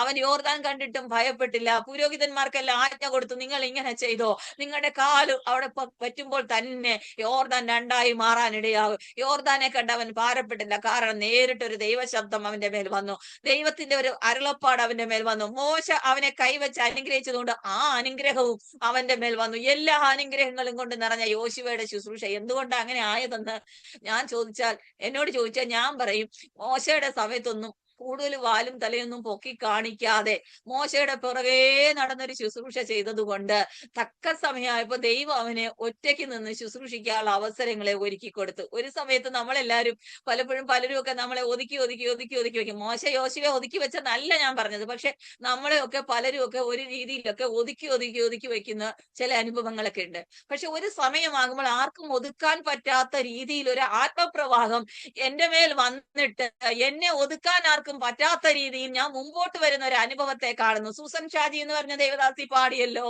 ദൈവത്തിന്റെ ആത്മാവ് ദൈവദാസിയോട് പറയുന്നു, പലരും നിന്നെ ഒതുക്കാൻ ശ്രമിച്ചെന്ന്, പലരും നിന്നെ എണ്ണയെ പിടിക്കുന്ന പോലെ ഒതുക്കി പിടിക്കാനൊക്കെ ശ്രമിച്ചെന്ന്, പക്ഷെ ഇതുവരെ പറ്റിയില്ല കേട്ടോ. ദൈവത്തിന്റെ ആത്മാവ് പറയുന്നു, ഇങ്ങനെയുള്ള ഒരു ശുശ്രൂഷ മാത്രമല്ല, ഈ ദിവസങ്ങളിൽ ശക്തമായ നിലകളിൽ ആത്മാവിന്റെ ശുശ്രൂഷ ചെയ്തെടുക്കാൻ, വചനം കൊണ്ട് ചില വേദികളെ കീഴടക്കുന്ന ഒരു അനുഗ്രഹിക്കപ്പെട്ട ശുശ്രൂഷകൾ ചെയ്തെടുക്കാൻ ദൈവത്തിന്റെ ആത്മാവിന് പദ്ധതിയുണ്ട്. ഈ ദിവസങ്ങൾ നീ ദൈവസന്നിധി സമർപ്പിച്ചിട്ട് പറ, അനേക കാലങ്ങളിലെ ചില വാഗ്ദത്തങ്ങൾ പെൻഡിങ് ആയിട്ട് കിടക്കുകയാ. ആ വാഗ്ദത്തങ്ങളൊക്കെ എന്റെ ജീവിതത്തിൽ എന്നാ നിവർത്തിക്കുന്നതെന്ന് പലപ്പോഴും നീ ഓർത്ത് ഭാരപ്പെടുകയും ചെയ്യുന്നു. ചിലതൊക്കെ മറന്നു കളയുകയും ചെയ്തു. ഈ ദിവസങ്ങളിൽ ദൈവത്തിന്റെ ആത്മാവ് ദൈവദാസിയോട് പറയുന്നു, പ്രാർത്ഥനാ മുറിയിൽ എന്റെ സന്നിധിയിൽ ഇരുന്ന് പ്രാർത്ഥിച്ചോ. ചില ദർശനങ്ങൾ ഞാൻ നിനക്ക് നൽകാൻ ആഗ്രഹിക്കുന്നു. ചില വേദികളെ കുറിച്ചുള്ള ആലോചനകൾ ഞാൻ നിനക്ക് അറിയിക്കോ. ചില പ്രത്യേക വേദികൾ നിന്നെ എടുത്തുയർത്തി ചില വചനത്തിന്റെ ഘോഷണങ്ങൾ ദൈവത്തിന്റെ ആത്മാവ് അങ്ങനെ കാണിക്കുന്നു. പാട്ട് മാത്രമല്ല കേട്ടോ, വചനഘോഷണങ്ങൾ ചെയ്യുന്നതായിട്ട് ദൈവത്തിന്റെ ആത്മാവ് കാണിക്കുന്നു. ആത്മാവിൽ ചില ശുശ്രൂഷകൾ ചെയ്യുന്നതായിട്ട്, വ്യക്തികളെ വിവേചിച്ച് ആലോചന അറിയിക്കുന്ന പ്രവാചക ശുശ്രൂഷ ചെയ്യുന്നതായിട്ട് ദൈവത്തിന്റെ ആത്മാവിനെ കാണിക്കുന്നു.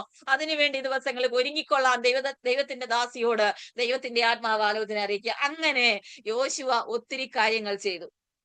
മോശയുടെ ഭരണശേഷം എന്തെല്ലാം ചെയ്തെന്ന് അറിയാമോ? യോർദാൻ കടന്നു, എരീഹോ കോട്ട പിടിച്ചടക്കി, ഹായി പട്ടണം പിടിച്ചടക്കി. അതിന്റെ പിന്നിൽ ഒത്തിരി കാര്യങ്ങളുണ്ട്, അതൊന്നും പറയാൻ നമുക്ക് സമയമില്ലല്ലോ.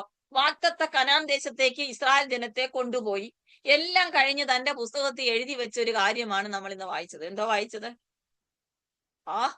വായിച്ചത് ഇസ്രായേൽ മക്കൾക്ക് യഹോവ ഇസ്രായേൽ ഗ്രഹത്തോട് അരുളി ചെയ്ത വാഗ്ദാനങ്ങളിൽ ഒന്നും വൃഥാവാകാതെ എല്ലാം നിവർത്തിയായി. ഇത് മോശയ്ക്ക് പോലും പറയാൻ പറ്റിയില്ലെന്ന്.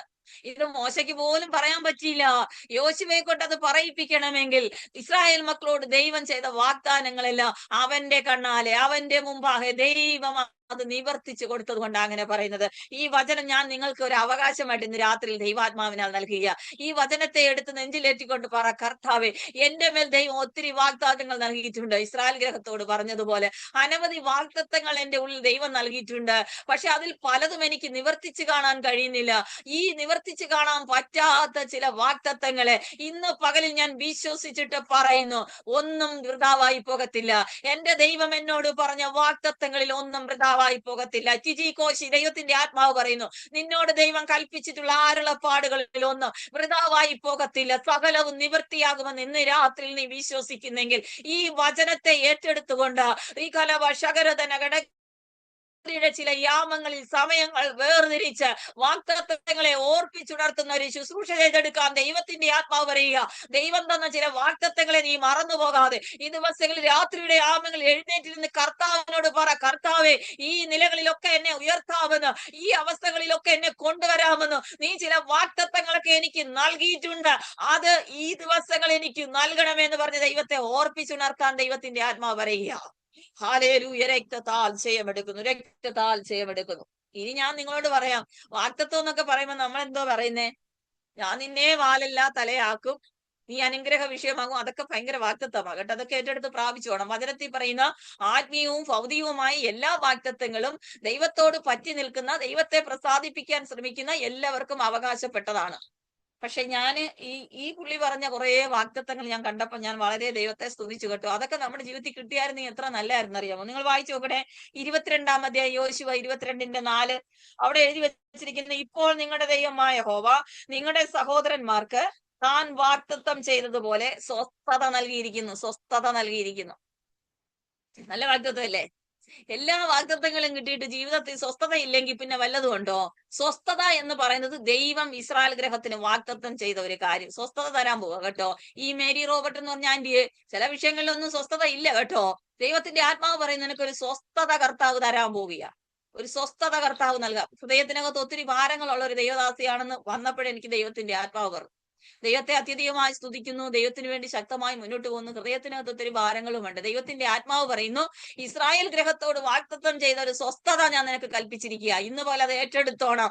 ദൈവത്തിന്റെ ആത്മാവ് ചിലരോടൊക്കെ അങ്ങനെ പറയുന്നു കേട്ടോ, സ്വസ്ഥതയില്ലാത്തവരെ ഇന്ന് പോലെ ദൈവാത്മാവ് പറയും, ഞാൻ നിങ്ങൾക്ക് സ്വസ്ഥത തരാൻ പോവുക. വാഗ്ദത്തങ്ങൾ ഒത്തിരി ഉണ്ട്. നമ്മളെല്ലാം വാഗ്ദത്തങ്ങളും എഴുതി വെച്ച് പ്രാർത്ഥിക്കുക.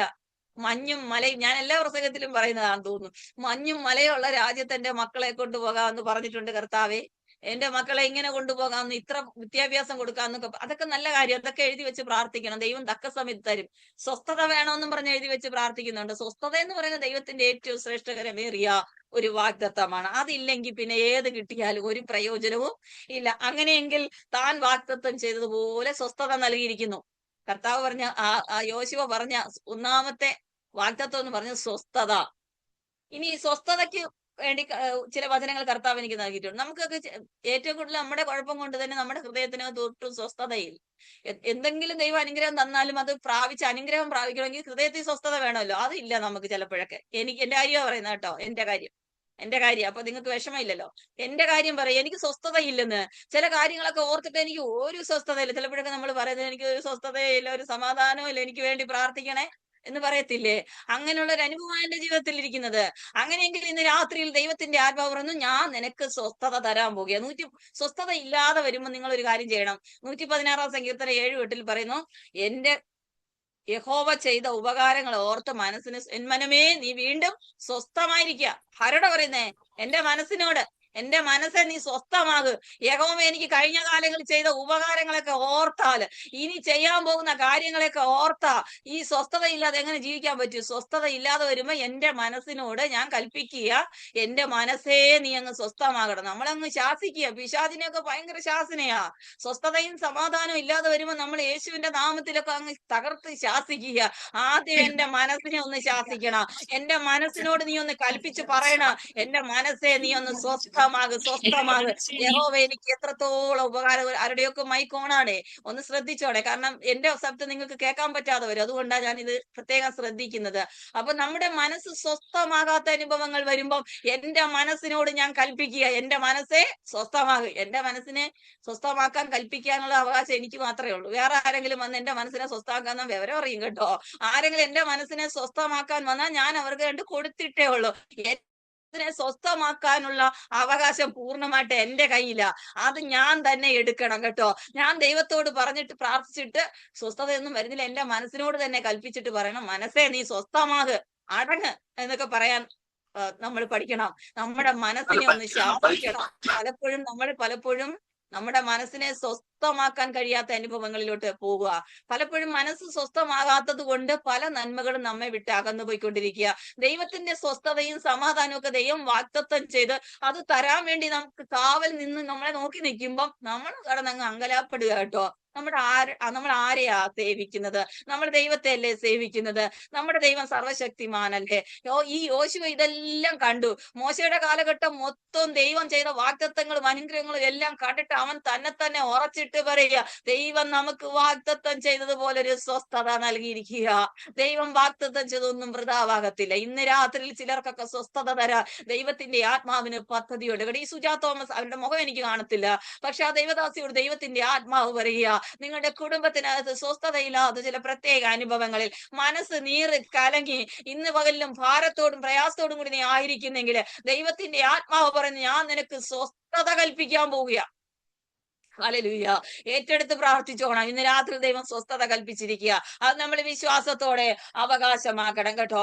സങ്കീർത്തനങ്ങളുടെ പുസ്തകം 57:6 നിങ്ങളൊന്ന് വായിച്ചു നോക്കി. ആ വാക്യം കൂടെ വായിച്ചിട്ട് ഞാൻ അടുത്ത ഭാഗത്തേക്ക് പോകാൻ ആഗ്രഹിക്കുന്നു. സങ്കീർത്തനങ്ങളുടെ പുസ്തകം 57-ാം അധ്യായം 6-ാം വാക്യത്തിൽ വായിക്കുന്നു, അവർ എന്റെ കാലടികൾക്ക് ഒരു വല വിരിച്ചു, എന്റെ മനസ്സ് ഇടിഞ്ഞിരിക്കുന്നു. അവർ എന്റെ മുമ്പിൽ ഒരു കുഴി കുഴിച്ചു. മറ്റു പലരും ചെയ്ത കാര്യങ്ങളാ. അവരും ഇവരും ഒക്കെ എനിക്ക് ഒരു വല വിരിക്കുകയും മറ്റുള്ളവർ നമുക്ക് വല വിരിക്കുകയും നമ്മളെ കുഴി കുഴിച്ച് തള്ളിയിടാനൊക്കെ ശ്രമിക്കുമെന്ന് നമ്മളെ മനസ്സ് ഇടിയും.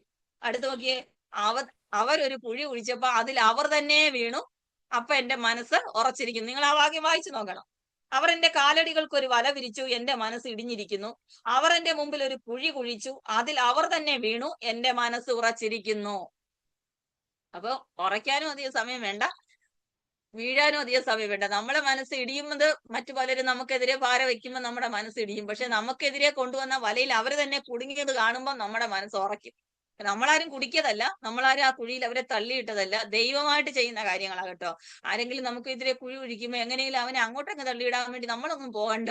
കർത്താവിന്റെ സന്നിധി സ്വസ്ഥതയോടെ ഇരുന്ന് അങ്ങ് പ്രാർത്ഥിച്ചാൽ മതി. ദൈവം ചെയ്യേണ്ടത് ചിലതൊക്കെ നമുക്ക് ദൈവം ചെയ്തു തരും. അങ്ങനെ ചെയ്ത് കാണുമ്പോൾ ദൈവം നമ്മുടെ മനസ്സിനെ സ്വസ്ഥമാക്കും കേട്ടോ.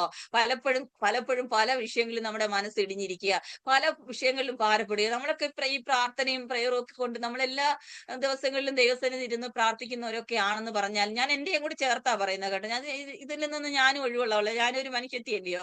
അപ്പൊ എന്തെങ്കിലുമൊക്കെ നമ്മൾ ഇങ്ങനെ വചനമൊക്കെ പ്രസംഗിച്ച് ശക്തമായിട്ട് ഞാൻ ഈ വചനമൊക്കെ പ്രസംഗിച്ചിട്ട് അങ്ങോട്ട് ഇറങ്ങുമ്പോഴായിരിക്കും മനസ്സിടിയുന്ന കാര്യങ്ങളായിരിക്കും എന്റെ മുമ്പിൽ കൊണ്ടുവരുന്നത്. അന്നേരം ഈ വചനം ഞാൻ പ്രായോഗികമാക്കിയില്ലെങ്കിൽ എന്റെ പ്രസംഗം കൊണ്ട് എന്തെങ്കിലും പ്രയോജനം ഉണ്ടോ? ഇല്ല. അങ്ങനെയാണെങ്കിൽ എന്റെ മനസ്സ് ഇടിയാൻ പോകുന്ന കാര്യങ്ങളൊക്കെ ആയിരിക്കും ഇനി വരാൻ പോകുന്നത്. ഞാൻ അത് പ്രതീക്ഷിച്ചോണ്ടാ ഇവിടുന്ന് ഇറങ്ങാൻ പോകുന്നത് കേട്ടോ. അന്നേരവും ഞാൻ ഈ വചനത്തെ ഓർത്തിട്ട് പറയണം, എന്റെ മനസ്സ് ഇടിയാൻ പാടില്ല. എന്റെ മനസ്സ് ഉറപ്പിക്കാൻ എന്റെ ദൈവം എന്റെ കൂടെയുണ്ട്. ആരെല്ലാം എനിക്കെതിരെ വല വിരിച്ചാലും, ആരെല്ലാം എനിക്കെതിരെ കുഴി കുഴിച്ചാലും, അതിൽ അവരെ തന്നെ വീഴ്ത്താനോ അല്ലെങ്കിൽ എന്തോ ആയിക്കോട്ടെ, എന്നെ അതിൽ നിന്ന് വിടുവിച്ച് പുറത്തു കൊണ്ടുവരാൻ ദൈവത്തിന് പദ്ധതിയുണ്ട്.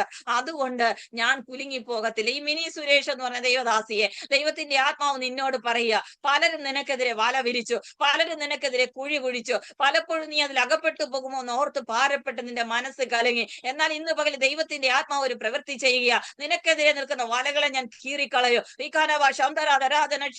നിന്നെ കുഴിയിൽ നിന്നും നിന്നെ കെണിയിൽ നിന്നും വിടുവിച്ച് ഞാൻ നിന്നെ പുറത്തു കൊണ്ടുവരും. മനസ്സെ സ്വസ്ഥമാകാൻ കൽപ്പിച്ച് പ്രാർത്ഥിക്കുക. യേശുവിന്റെ അധികാരമുള്ള നാമത്തിൽ ഒരു സ്വസ്ഥത കർത്താവ് കുടുംബത്തിനകത്ത് കൽപ്പിക്കുന്നതിനായി നന്ദിയോടെ സ്തോത്രം ചെയ്യുന്നു. ഇനി ഒരു കാര്യം കൂടെ പറയട്ടെ, 8-ാം വാക്യത്തിൽ, എൻ മനമേ ഉണരുക, വീണയും കിന്നരവുമായുള്ളവേ ഉണരുവിൻ, ഞാൻ അധികാലത്തെ ഉണരും. എന്തുവായി വീണയും കിന്നരും ആളുള്ളത് എന്റെ മനസ്സിൽ നിന്ന് ഉണരാൻ പറയുന്നത്? ആരാധിക്കാൻ, ദൈവത്തെ സ്തുതിക്കാൻ ഉറങ്ങിക്കിടക്കുക, ഉണരാൻ. ഇന്ന് പകൽ വീണയും കിന്നരവുമായുള്ളവരെ ഉണരുവിനെന്ന് പറഞ്ഞാൽ ആരാധനയുടെ അനുഭവത്തെ ഒന്ന് ഉണർത്തിക്കൊണ്ടുവരണം കേട്ടോ. പലരും വല വിരിക്കുകയും കുഴി കുഴിക്കുകയൊക്കെ ചെയ്ത് നമ്മൾ അതിൽ അകപ്പെട്ടു പോകും എന്നൊക്കെ പേടിച്ചും ഭയപ്പെട്ടും ഒക്കെ ഇരിക്കുന്നതുകൊണ്ട് പലർക്കും ഒന്നും ദൈവത്തെ നേരെ ചൊവ്വേ ആരാധിക്കാൻ പറ്റാതിരിക്കുക, ആരാധനയിൽ നിന്നൊക്കെ മാറിയിരിക്കുക, ആത്മീയ അനുഭവങ്ങളിൽ നിന്നൊക്കെ പിന്നോട്ട് പോയിരിക്കുക. ഇന്ന് പകൽ ദൈവം എന്റെ മനസ്സിനോട് ഞാൻ കൽപ്പിച്ചിട്ട് പറയുക, എന്റെ മനസ്സിൽ ഉറങ്ങിക്കിടക്കുന്ന ആരാധനയുടെ അനുഭവത്തെ ഉണർത്താൻ ഞാൻ ഇന്ന് പകലിൽ കൽപ്പിക്കുക. എൻ മനമേ ഉണരുക, വീണയും കിന്നരവുമായുള്ളവേ ഉണരുവിൻ, ഞാൻ അധികാലത്തെ ഉണരുമെന്ന് പറഞ്ഞ് എന്റെ മനസ്സിലെ ഞാൻ ഉറക്കിക്കിടത്തിയിരിക്കുന്ന ആത്മീയ ആരാധനയുടെ അനുഭവം, പ്രാർത്ഥനയുടെ അനുഭവം, ശുശ്രൂഷയുടെ അനുഭവം, വചനത്തിന്റെ വെളിപ്പാടിനെ എല്ലാം ഞാൻ മയക്കിക്കിടത്തിയിരിക്കുക. ഇന്ന് പകൽ അതിനെ പുറത്തു കൊണ്ടുവരണം, ഇന്ന് പകൽ അതിനെ പുറത്തു കൊണ്ടുവരണം, അതിനെ ഉണർത്തിക്കൊണ്ടുവരണം. മനസ്സിനോട് കൽപ്പിക്കുക, എൻ മനമേ നീ ഉണരുക, എൻ മനമേ നീ വീണ്ടും സ്വസ്ഥമായിരിക്കുക. 42-ാം സങ്കീർത്തനത്തിൽ പറയുന്നു, എന്റെ ആത്മാവെ നീ വിഷാദിച്ച് ഉള്ളിൽ ഞരങ്ങുന്നത് എന്ത്? ദൈവത്തിൽ പ്രത്യാശ വയ്ക്കുക, അവൻ നിന്റെ മുഖത്തെ പ്രകാശിപ്പിക്കുന്ന രക്ഷയും നിന്റെ ദൈവവുമാകുന്നെന്ന് പറഞ്ഞിനിയും ദൈവത്തെ സ്തുതിക്കുക. ഇനിയും സ്തുതിക്കുന്നു പറഞ്ഞാൽ പണ്ടൊരിക്കൽ സ്തുതിച്ചതാ, പലപ്പോഴും സ്തുതിച്ചതാ, പലപ്പോഴും ദൈവം ചെയ്ത നന്മകളെ ഓർത്ത് ദൈവത്തെ സ്തുതിച്ചതാ. പക്ഷെ പിന്നെയും ഭാരങ്ങളും പ്രയാസങ്ങളും വരുമ്പോ ആത്മാവിനെ വിഷാദിപ്പിച്ച്, ആത്മാവിനെ വേദനിപ്പിച്ച്, ഹൃദയത്തിൽ ഭാരം കൊണ്ടുവന്ന്, ആത്മീയ അവസ്ഥകൾക്ക് സ്ഥാനമില്ലാതെ, ആരാധനയ്ക്കും പ്രാർത്ഥനയ്ക്കും സ്ഥാനമില്ലാതെ, ദൈവവചനത്തിനും വാഗ്ദാനങ്ങൾക്ക് സ്ഥാനം കൊടുക്കാതെ, പ്രാർത്ഥനയ്ക്ക് വേണ്ടി സമയം കണ്ടെത്താൻ കഴിയാതെ ആത്മാവിൽ വിഷാദിച്ചിരിക്കുക. ഇന്ന് പകൽ അതിനെ മതിയാക്കിയിട്ട് എന്റെ ആത്മാവിനോട് ഞാൻ കൽപ്പിക്കുക, എന്റെ ആത്മാവെ നീ വിഷാദിച്ചുള്ളിൽ ഞരങ്ങുന്നത് എന്താ? നീ ദൈവത്തിൽ പ്രത്യാശ വെക്കുക. ഇതൊരു ഭക്തൻ മറ്റുള്ളവരോട് പറയുന്ന കാര്യമല്ല, തന്നോട് തന്നെ പറയുന്ന കാര്യം. ഞാൻ എന്റെ ആത്മാവിനോട് പറയുക, നീ എന്തിനാ വിഷാദിക്കുന്നത്? നിന്റെ മുഖത്തെ പ്രകാശിപ്പിക്കുന്ന ഒരു രക്ഷയെ അല്ലേ നീ സേവിക്കുന്നത്? നിന്റെ പുറത്തു കൊണ്ടുവരുന്ന ഒരു ദൈവത്തെ അല്ലേ നീ സേവിക്കുന്നത്? നിന്നെ ആദരിച്ച് പുറത്തു കൊണ്ടുവരുന്ന ഒരു ദൈവത്തെ അല്ലേ നീ ആരാധിക്കുന്നത്? നിന്റെ മനസ്സുകൊണ്ട് നീ എന്താ ഭാരപ്പെടുന്നത്? മനസ്സിനോട് കൽപ്പിച്ച് സ്വസ്ഥമാക്കാൻ നമ്മൾ തയ്യാറാകണം. അങ്ങനെയെങ്കിൽ ഞാൻ ഇതെല്ലാം പറഞ്ഞ് മതിയാക്കാൻ പോവുക. അടുത്ത വാഗ്ദത്തത്തിലോട്ട് ഞാൻ പോകാൻ പോകും. ഒന്നാമത് കർത്താവ് നൽകിയിരിക്കുന്ന വാഗ്ദത്തം സ്വസ്ഥത. ഇന്ന് രാത്രി സ്വസ്ഥത പ്രാപിച്ചവർ കരങ്ങളെ ഉയർത്തി കർത്താവിനെ സ്തുതിച്ചാട്ടെ.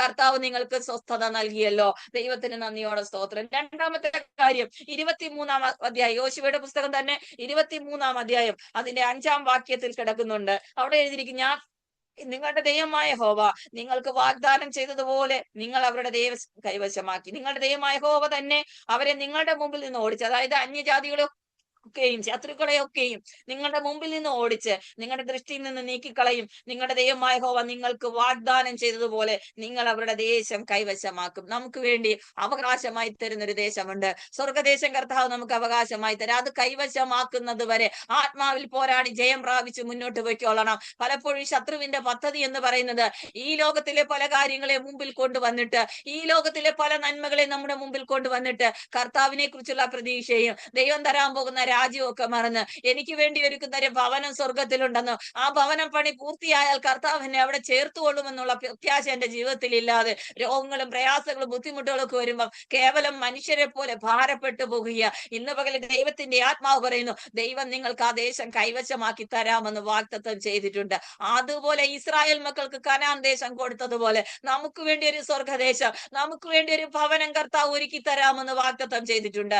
ഈ ലോകത്തിൽ ഭവനമില്ലെങ്കിൽ നിങ്ങൾ ഭാരപ്പെടരുത്. ദൈവം നിങ്ങൾക്ക് ഈ ലോകത്തിലും ഭവനം തരും, സ്വർഗത്തിൽ അതിനേക്കാൾ ശ്രേഷ്ഠകരമേറിയ ഭവനം തരും. അനേകർ നിങ്ങളെ ഭവനത്തിൽ പാർപ്പിക്കാതെ ഓടിച്ചു കളഞ്ഞെങ്കിൽ നിങ്ങൾ ഭാരപ്പെടരുത്. കർത്താവ് നിങ്ങൾക്ക് വേണ്ടി നല്ലൊരു ഭവനം ഒരുക്കുക. അത് ഈ ഭൂമിയിലും തരും, സ്വർഗത്തിലും കർത്താവ് നമുക്ക് നൽകാനിടയാവും. ഞാൻ ആ വിഷയം വിട്ട് നമുക്കത് മനസ്സിലായല്ലോ. അടുത്ത 23:10 നമ്മൾ വായിക്കുന്നു.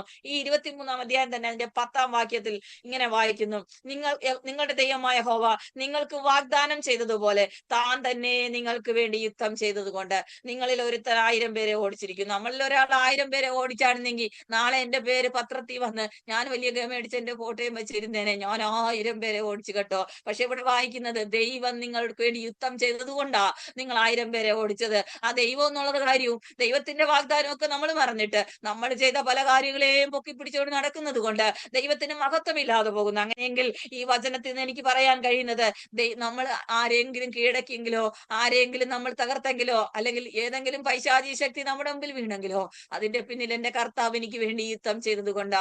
ഇസ്രായേൽ മക്കൾ ചെങ്കടൽ കടന്നപ്പോൾ അവിടെ വായിക്കും, ഞാൻ നിങ്ങൾക്ക് വേണ്ടി യുദ്ധം ചെയ്യും, നിങ്ങൾ മിണ്ടാതിരിപ്പ്. കർത്താവ് അവർക്ക് വേണ്ടി യുദ്ധം ചെയ്തെന്ന് നമ്മൾ വായിക്കുന്നു. അല്ലെങ്കിൽ അവർ ചെങ്കടൽ കടന്നോ, മോശയുടെ പേരൊക്കെ ഉയർന്നു വന്നെങ്കിൽ മോശ കൈ ഉയർത്തിയില്ല, മോശ ദൈവം കൊടുത്ത വടി ഉയർത്തി പിടിച്ചെന്നാ വായിക്കുന്നത്. തന്റെ കൈയല്ല അവിടെ ഉയർന്നത്, ദൈവം കൊടുത്തൊരു വടിയാ അവിടെ ഉയർത്തിയത്. കർത്താവിനെ ഉയർത്തി കാണിക്കാൻ നമ്മൾ തയ്യാറാകണം. നമ്മൾ ഏതൊരു കാര്യം നമ്മുടെ ജീവിതത്തിൽ സാധിച്ചാലും അത് ദൈവത്തിനൊരു മഹത്വം കൊടുക്കാനിടയാകണം.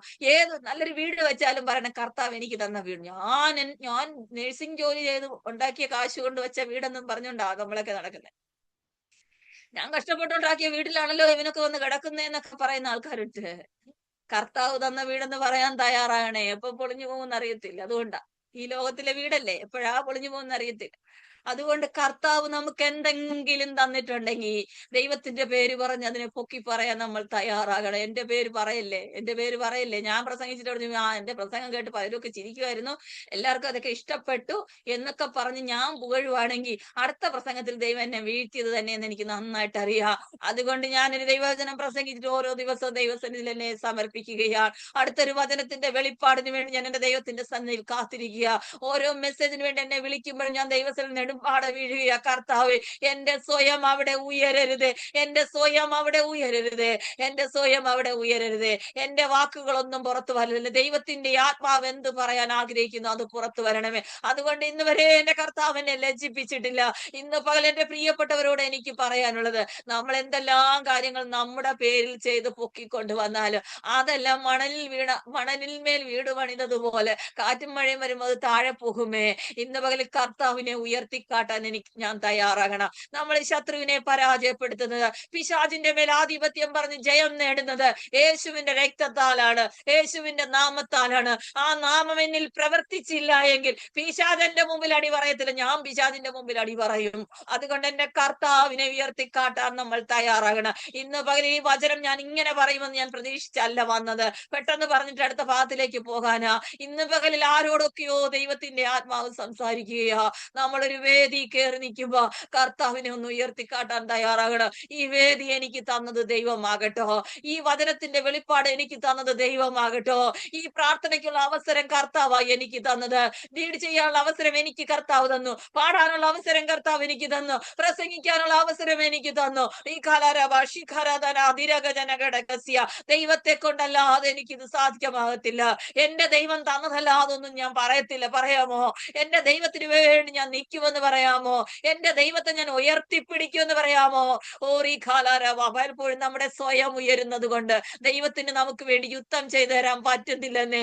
പലപ്പോഴും നമ്മുടെ സ്വയം ഉയർന്നു നിൽക്കുന്നത് കൊണ്ട് ഞാൻ എന്ന് പറഞ്ഞ് നിൽക്കുന്നത് കൊണ്ട് പലപ്പോഴും എന്റെ ദൈവത്തിന് ഇറങ്ങി വന്ന് നിനക്ക് വേണ്ടി യുദ്ധം ചെയ്തു തരാൻ പറ്റുന്നില്ലെന്നേ. ഇന്ന് പകല് ദൈവത്തിന്റെ ആത്മാവ് ചിലരോടൊക്കെ വാദിക്കുക. ദൈവം നിനക്ക് വേണ്ടി യുദ്ധം ചെയ്യണമോ? നീ ഒന്ന് താഴണം. ഹല്ലേലൂയ. രക്തത്താൽ ജയം. ഇവിടെ വായിക്കുന്നത്, നിങ്ങൾക്ക് ദൈവം വാഗ്ദാനം ചെയ്തതുപോലെ യഹോവ തന്നെ നിങ്ങൾക്ക് വേണ്ടി യുദ്ധം ചെയ്തതുകൊണ്ട് നിങ്ങളിൽ 1,000 പേരെ ഓടിച്ചിരിക്കുന്നു. അല്ലെങ്കിൽ പറ്റത്തില്ലായിരുന്നു കേട്ടോ. ദൈവം നിങ്ങൾക്ക് വേണ്ടി ഇറങ്ങിയില്ലായിരുന്നെങ്കിൽ നിങ്ങൾ ആരെയും ഓടിക്കത്തില്ലായിരുന്നു. നിങ്ങൾ അവരുടെ മുമ്പിൽ ഓടിപ്പോയേനെ. അങ്ങനെ ചിന്തിച്ചോണം. അങ്ങനെയെങ്കിൽ ഞാൻ അടുത്ത ഭാഗത്തിലേക്ക് പോകുവാൻ ആഗ്രഹിക്കുന്നു. 23-ാം അധ്യായം തന്നെ 15-ാം വാക്യത്തിൽ അവിടെ വായിക്കുന്നു, നിങ്ങളുടെ ദൈവമായ യഹോവ നിങ്ങളെ കുറിച്ച് അരുളി ചെയ്തിട്ടുള്ള സകല നന്മകളിലും വെച്ച് ഒന്നിനും വീഴ്ച വന്നിട്ടില്ല. സകല നന്മകളിലും വെച്ച് ഒന്നിനും വീഴ്ച വന്നിട്ടില്ല. അപ്പൊ ഞാൻ ഇത്രയും നേരം പറഞ്ഞ കാര്യങ്ങളൊക്കെ നിങ്ങൾ ശ്രദ്ധിച്ചോ? 1, സ്വസ്ഥത തന്നു. 2, ദൈവം നമുക്കൊരു ദേശം അവകാശമായി തരുന്നു. 3-ാമത്തെ കാര്യം, നമുക്ക് വേണ്ടി ദൈവം യുദ്ധം ചെയ്യുന്നു. 4-ാമത്തെ കാര്യം, ഒരു കാര്യം പറയട്ടെ, നമുക്ക് യുദ്ധം ചെയ്യാൻ ഭയങ്കര ഇഷ്ടമാണ് കേട്ടോ. എനിക്ക് യുദ്ധം ചെയ്യാൻ ഭയങ്കര ഇഷ്ടമാണ്. എങ്ങനെയെങ്കിലുമൊക്കെ ഞാൻ വെട്ടിപ്പിടിക്കാനും, ഞാൻ എങ്ങനെയെങ്കിലുമൊക്കെ അലച്ച് എന്റെ കാര്യം സാധിക്കാനും, എനിക്ക് മുമ്പ് കയറാനൊക്കെ എനിക്ക് ഭയങ്കര ഇഷ്ടമാ. ആ ഇഷ്ടം കൊണ്ടുകൊണ്ട് നിന്ന് ദൈവം പറയാ, നിന്റെ ഇഷ്ടം വെച്ചോണ്ട് നീ അവിടെ നിനക്ക് തോന്നും പോലെ നീ ചെയ്തോ, വിട്ടേക്കുവാക. അങ്ങനെയല്ല. കർത്താവെ എനിക്ക് വേണ്ടി ഒന്ന് ഇറങ്ങണമേ, കർത്താവെ എനിക്ക് വേണ്ടി യുദ്ധം ചെയ്യണമേ, കർത്താവെ ഈ അവസരത്തിൽ എന്റെ ദൈവം എനിക്ക് വേണ്ടി പ്രവർത്തിക്കണമേ എന്ന് പറഞ്ഞ് ആര് താഴുമോ അവർക്ക് വേണ്ടി ദൈവം അത്ഭുതം പ്രവർത്തിക്കും. സുജ എന്ന് പറഞ്ഞൊരു ദൈവദാസിനകത്ത് ഇരിപ്പുണ്ടല്ലോ, ദൈവം നിങ്ങൾക്ക് വേണ്ടി ചില യുദ്ധങ്ങൾ ചെയ്യാൻ ആഗ്രഹിക്കുക. ചിലരോടൊക്കെ വാദിക്കാൻ പോകല്ല കേട്ടോ. ദൈവം നിനക്ക് വേണ്ടി വാദിക്കുമെന്ന് ദൈവാത്മാവ് പറയുക. ദൈവം നിങ്ങൾക്ക് വേണ്ടി ചില കാര്യങ്ങളൊക്കെ ഏറ്റെടുത്ത് നടത്തിത്തരാമെന്ന് പറഞ്ഞിരിക്കുക. ഓറിഖലര വഷിഖരധന നിരകജന ഘടകസ്യ. പലരും പല മനുഷ്യരും എന്റെ കാര്യങ്ങളൊക്കെ ഇന്നതൊക്കെ ചെയ്തു തരുമെന്നു, എന്റെ കുടുംബത്തിലെ വ്യക്തികളൊക്കെ എനിക്ക് ഇതൊക്കെ ചെയ്തു തരുമെന്നൊക്കെ ഓർത്ത് നീ ഭാരപ്പെട്ടു, പക്ഷെ ചെയ്തു തന്നില്ല. ഇന്ന് പകൽ ദൈവം പറയുന്നു, ചില പ്രത്യേക വിഷയങ്ങളൊക്കെ നീ ഭാരപ്പെട്ടിരിക്കുന്നത് ദൈവം ഇറങ്ങി വന്ന് നിനക്ക് നിന്റെ കൈ കൊണ്ട് തരുന്ന ഒരു അനുഭവത്തിലേക്ക് നടത്താൻ പോവുക. ചില കാര്യങ്ങളൊക്കെ ദൈവം തന്നെ ഇറങ്ങി വന്ന് നിനക്ക് വേണ്ടി ചെയ്തു തരാൻ പോവുകയാന്ന് ദൈവാത്മാവ് പറയുക. യഹോവ നിങ്ങളെ കുറിച്ച് അരുളി ചെയ്തിട്ടുള്ള നന്മകളിൽ ഒന്നും മുടക്കാൻ പറ്റില്ല. ജെസി ആന്റി, ജെസി രാജു ആന്റി, ദൈവത്തിന്റെ ആത്മാവ് ഒത്തിരി നന്മകളൊക്കെ വാഗ്ദത്തം ചെയ്തിട്ടുണ്ട്. പല നന്മകളും ഒന്നും ഇതുവരെയും കയ്യിലും വന്നിട്ടില്ല. പലപ്പോഴും വിചാരിക്കുന്നു ഇന്ന നന്മകളൊക്കെ വരുമെന്നൊക്കെ ദൈവത്തിന്റെ ആത്മാവ് എന്നോട് പറഞ്ഞിട്ടുണ്ട്, പക്ഷെ ഇതുവരെയും ചിലതൊന്നും വന്നിട്ടില്ല. ദൈവത്തിന്റെ ആത്മാവ് പറയുന്നു, ദൈവം അരുളി ചെയ്തിട്ടുള്ള സകല നന്മകളിലും ഒന്നിനും വീഴ്ച വരത്തില്ല, ഒന്നുപോലും വീഴ്ച വരത്തില്ല. ദൈവമാണ് അരുളി ചെയ്തെങ്കിൽ അത് സകലവും കൂടാരത്തിനകത്ത് കൊണ്ടുവന്ന് നിന്നെ തൃപ്തിപ്പെടുത്തിയിട്ടേ ഈ ലോകത്തിൽ നിന്ന് മാറ്റപ്പെടുത്തത്തുള്ളൂ കേട്ടോ. ചിലരൊക്കെ പറയാറുണ്ടല്ലോ, ഞാൻ ഈ അനുഗ്രഹം എന്റെ കാലത്ത്, ഈ വാഗ്ദത്തം എന്റെ കാലത്ത് നിറവേറിയില്ലെങ്കിലും, സൂസനാന്റി, ഈ വാഗ്ദത്തം എന്റെ കാലത്ത് നിറവേറിയില്ലെങ്കിലും എന്റെ തലമുറയുടെ കാലത്തെങ്കിലും. അങ്ങനെയൊന്നും അല്ല, ദൈവത്തിന്റെ നീതിയൊന്നും അല്ല. എന്നോട് ദൈവം പറഞ്ഞിട്ടുണ്ടെങ്കിൽ എന്റെ കാലത്ത് അങ്ങനെ പിടിച്ചു വെച്ച് ദൈവത്തിന്റെ പ്രാർത്ഥിച്ചോണം. എനിക്ക് വേണ്ടി ദൈവം തരാമെന്ന് പറഞ്ഞ വാഗ്ദത്തങ്ങൾ, എന്റെ തലമുറകളിലെ നന്മകൾ എന്റെ മുമ്പ് കാണിക്കാമെന്ന് ദൈവം പറഞ്ഞിട്ടുണ്ടെങ്കിൽ അത് എനിക്ക് വേണ്ടി, അത് എന്റെ കാലത്ത്. അല്ലാതെ ചിലരൊക്കെ ഇങ്ങനെ പറഞ്ഞ് നമ്മളെ സമാധാനിപ്പിക്കും. നിങ്ങളുടെ കാലത്ത് നിറവേറിയില്ലെങ്കിൽ നിങ്ങളുടെ തലമുറയുടെ കാലത്ത് നിറവേറും. അത് ഏത് നീതിയാ എന്ന് ഞാൻ ഓർത്ത് ഭാരപ്പെടാറുണ്ട്. ഇന്ന് പകൽ ഞാൻ ആത്മാവിൽ നിങ്ങളോട് പറയാം, എന്നോട് പറഞ്ഞ വാഗ്ദത്തങ്ങൾ എന്നോട് തന്നെ ദൈവം നിവർത്തിച്ചു തരും. ഞാൻ മരിക്കുന്നതിന് മുമ്പേ നിവർത്തിക്കും. അല്ല, എന്നോട് പറഞ്ഞ വാഗ്ദത്തങ്ങൾ ചിലതൊന്നും എനിക്ക് ചെയ്യാൻ പറ്റാത്തതുകൊണ്ട് എന്റെ തലമുറയെ കൊണ്ട് ചെയ്യിക്കുമെന്ന് പറയുന്നത് എങ്ങനെ എന്ന് എനിക്ക് മനസ്സിലാകുന്നില്ല. അതുകൊണ്ട് അങ്ങനെ ആരെങ്കിലും ഭാരപ്പെടുന്നെങ്കിൽ സൂസനാന്റി പ്രാർത്ഥിച്ചോണം, എന്റെ ആയുസ്സിൽ എന്റെ തലമുറകളിലൂടെ വെളിപ്പെടേണ്ട നന്മകൾ ഞാൻ കാണും. ഈ വിശ്വാസത്തോടെ ദിവസങ്ങൾ ശക്തമായി ഏറ്റെടുത്ത് മുന്നോട്ട് പൊയ്ക്കോ. ദൈവം ഒരു അത്ഭുതം ചെയ്യാൻ പോകുക. ഞാനത് വിശ്വാസത്തോടെയാ പറയുന്നത് കേട്ടോ. നിങ്ങളത് വിശ്വാസത്തോടെ ഏറ്റെടുത്തു കൊള്ളണം. നമ്മുടെ കാലത്ത് തന്നെ ദൈവം വാഗ്ദത്തം ചെയ്ത ചില നന്മകൾ നമുക്ക് അവകാശമാക്കി ലഭിക്കുന്നത് നമ്മുടെ കണ്ണ് തന്നെ അത് കാണും. അന്യ കണ്ണല്ല, സ്വന്തം കണ്ണുകൊണ്ട് ഞാനത് കാണും. അങ്ങനെ പ്രാർത്ഥിക്കാൻ ദൈവം നമ്മെ സഹായിക്കണം. 1-2 വാഗ്ദത്തങ്ങളും കൂടെ പറഞ്ഞിട്ട് ഞാൻ എന്റെ വാക്കുകളെ അവസാനിപ്പിക്കാം. ആവർത്തന പുസ്തകം 12-ാം അധ്യായം 20-ാം വാക്യത്തിൽ അവിടെ വായിക്കുന്നു, ഞാൻ യഹോവ നിന്നോട് വാഗ്ദാനം ചെയ്തതുപോലെ അതിരിനെ വിശാലമാക്കും. പ്രാർത്ഥനയുടെ അതിരിനെ വിശാലമാക്കും, ആരാധനയുടെ അതിരിനെ വിശാലമാക്കും, വചന വെളിപ്പാടുകളുടെ അതിരിനെയൊക്കെ ദൈവം വിശാലമാക്കും. ആത്മീയവും ഭൗതികമായ അതിരുകളെ നിങ്ങൾക്ക് വിശാലമാക്കും. 2 സെന്റ് സ്ഥലേ ഉള്ളെന്നോർത്താരും ഭാരപ്പെടല്ലേ. ദൈവം വിശാലമാക്കി തരും കേട്ടോ. ദൈവസന്നിധി സമർപ്പിച്ചോണം. ഇവിടെ വായിക്കുന്ന നിന്റെ ദൈവമായ യഹോവ നിനക്ക് വാഗ്ദത്തം ചെയ്ത പോലെ അവൻ നിന്റെ അതിർ വിശാലമാക്കുമ്പം നീ മാംസം തിന്നാൻ ആഗ്രഹിച്ചിട്ട് എനിക്ക് മാംസം തിന്നണമെന്ന് പറഞ്ഞാൽ നിന്റെ ഇഷ്ടം പോലെ ഒക്കെ നിനക്ക് തിന്നാമെന്ന്. ചിലരൊക്കെ പറയാറുണ്ട്, കഷ്ടകാലത്ത് കഷ്ടപ്പെട്ട് കിടക്കുന്ന ചിലരൊക്കെ എന്തെങ്കിലും നല്ല സാധനങ്ങളൊക്കെ തിന്നുന്ന കാണുമ്പോൾ മറ്റുള്ളവർക്ക് കുശുമ്പുകൊണ്ടാണോ എന്തുകൊണ്ടാണോ എന്ന് പറയുന്നത്, ഓ ഇവൻ ഇതൊക്കെ തിന്നാനുള്ള, ഇവൻ എന്തിനുള്ള പൈസകളൊക്കെ കളയുന്നത്. ദൈവം പൈസ തരുമ്പോ നല്ല സാധനങ്ങളൊക്കെ വാങ്ങിച്ച് തിന്നോണം. ഇന്നിരുന്നില്ലേ പിന്നെ എപ്പോഴാ തിന്നും. ഞാൻ എന്റെ അഭിപ്രായം പറഞ്ഞതേ ഉള്ളൂ. ഞാൻ എന്റെ വീട്ടിൽ ഇതാ പറയുന്നത്, നിങ്ങൾക്ക് ദൈവം പൈസ തരുമ്പോ നിങ്ങൾക്ക് ഏതെങ്കിലും ആഹാര സാധനങ്ങൾ ഇഷ്ടമാണെങ്കിൽ നിങ്ങൾ മേടിച്ച് കഴിച്ചോണം. അതിനുവേണ്ടി ഇനി ആരെ നോക്കിയൊന്നും ഇരിക്കരുത്. ഇവിടെ ദൈവം അങ്ങനെ പറഞ്ഞേ, യഹോവ നിങ്ങളുടെ വാഗ്ദത്തം ചെയ്ത പോലെ നിങ്ങളുടെ അതിരുകളെ വിശാലമാക്കുമ്പോ നിങ്ങൾക്ക് മാംസം തിന്നാൻ ആഗ്രഹമുണ്ടെങ്കിൽ നിങ്ങൾ മാംസം തിന്നോണോന്ന്. ഞാനതിനെ അതിനെ ആഹാര കാര്യത്തിലോട്ട് കൊണ്ടുപോയി എന്റെ പ്രസംഗത്തെ കുഴപ്പിക്കുകയല്ല. കർത്താവ് നമ്മുടെ അതിരുകളെ വിശാലമാക്കാമെന്ന് വാഗ്ദത്തം ചെയ്തിട്ടുണ്ട്. കർത്താവ് നമ്മുടെ അതിരുകളെ വിശാലമാക്കാമെന്ന് വാഗ്ദത്തം ചെയ്തിട്ടുണ്ട്. ചില അതിരുകളെയൊക്കെ നോക്കി കൽപ്പിക്കണം, കർത്താവ് ഇതിനൊന്ന് വിശാലമാക്കണേ, എനിക്ക് മുറ്റത്തോട്ടൊന്ന് ഇറങ്ങാനുള്ള സ്ഥലം ഇല്ലെന്ന് ഓർത്താരും ഭാരപ്പെടല്ലേ. കർത്താവിനോട് പറയണം, കർത്താവ് എന്റെ അതിരുകളെ ഒന്ന് വിശാലമാക്കണേ. നമുക്കറിയാം എബ്ബേസിന്റെ പുസ്തകം, എബ്ബേസ് 1 ദിനവൃത്താന്തം 4:10 എബ്ബേസ് ഇസ്രായേലിന്റെ ദൈവത്തോട് എന്താ പറഞ്ഞേ? എബ്ബേസ് ഇസ്രായേലിന്റെ ദൈവത്തോട് ഇങ്ങനെ പറഞ്ഞു, നീ എന്നെ നിശ്ചയമായി അനുഗ്രഹിച്ച് എന്റെ അതിർ വിശാലമാക്കണം. ദൈവം എന്തോ ചെയ്തേ? അവൻ അപേക്ഷിച്ചതിന് ദൈവം അവന് കൊടുത്തെന്ന. നീ എന്തിനാണ് ആവശ്യമില്ലാത്തൊക്കെ ചോദിക്കുന്നത്? നീ മറ്റുള്ളവരുടെ മുമ്പിൽ നീ നിസാരനല്ലേ എന്നൊക്കെ പറഞ്ഞ് ദൈവം തള്ളിക്കളഞ്ഞോ? ഇല്ല. ഞാൻ ആ വാക്യം വായിക്കുമ്പോഴൊക്കെ ഞാൻ എന്റെ ജീവിത അനുഭവം കൂടെ ചേർത്ത് തന്നെയാ പറയാൻ പോകുന്നത് കേട്ടോ. അതിരുകളെ വിശാലമാക്കുന്ന ഒരു ദൈവം. ഞാൻ ഇതൊക്കെ ഈ വചനങ്ങളൊക്കെ ഞാൻ പറയുന്നെന്നും പറഞ്ഞുകൊണ്ട് വെറുതെ പറയുവല്ല. ഇതെല്ലാം എന്റെ അനുഭവത്തിലുള്ള വചനങ്ങൾ തന്നെയാണ് പറയുന്നത്. ഈ വചനങ്ങളെല്ലാം ദൈവം എനിക്ക് വെളിപ്പെടുത്തി തരികയും അതെന്റെ ജീവിതത്തിൽ നിറവേറ്റി തന്നതുകൊണ്ടാണ് ശക്തമായിട്ട് ഇങ്ങനെ പറയുന്നത്. ദൈവം എന്റെ അതിരുകളെയൊക്കെ വിശാലമാക്കി തന്നിട്ടുണ്ട് കേട്ടോ. അതിരുകളെ വിശാലമാക്കാൻ വേണ്ടി ദൈവസന്നിധി നമ്മൾ സമർപ്പിച്ച് പ്രാർത്ഥിക്കും. ദൈവത്തിന്റെ ഒരു വാഗ്ദത്തം അത്.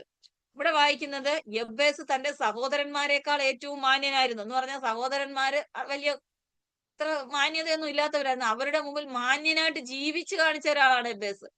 അല്ലാതെ അവരുടെ കുടുംബ മഹിമയൊന്നും അല്ല അവിടെ കാണുന്നത്. ദൈവസന്നിധിയിൽ അവൻ മാന്യനായിട്ട് ജീവിച്ചോ, അവൻ ദൈവത്തോട് ചോദിച്ചതെല്ലാം ദൈവം അവന് കൊടുക്കാനിടയായി. ഇന്ന് പോലെ നമ്മൾ മനുഷ്യരുടെ മാനം അല്ല നമ്മൾ ഉദ്ദേശിക്കുന്നത്.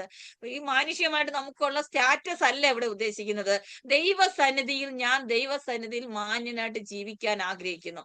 അങ്ങനെയെങ്കിൽ ദൈവവചനത്തിന് നിരക്കാത്തതൊന്നും എന്റെ ജീവിതത്തിൽ വരത്തില്ല എന്ന് പറഞ്ഞ് സമർപ്പിച്ച് ജീവിക്കുന്ന ഞാൻ ദൈവത്തോടൊരു കാര്യം ചോദിച്ചാൽ ദൈവം പറയും, ദൈവം അവൻ അപേക്ഷിച്ചതിന് ദൈവം അവന് നൽകി. ഇന്ന് വലിയ ഈ വാർത്ത ഞാൻ ജോളി സണ്ണിയോട് പറയുക. ദൈവാത്മാവ് പറയുന്നു, നീ ദൈവസന്നിധിയിൽ മാന്യതയോടെ കർത്താവിന്റെ സന്നിധി ചോദിക്കുന്ന ചില വിഷയങ്ങളുണ്ട്. ആ വിഷയങ്ങൾക്ക് എനിക്ക് ഈ ലോകത്തിൽ ആരും പരിഹാരം തരാനില്ല.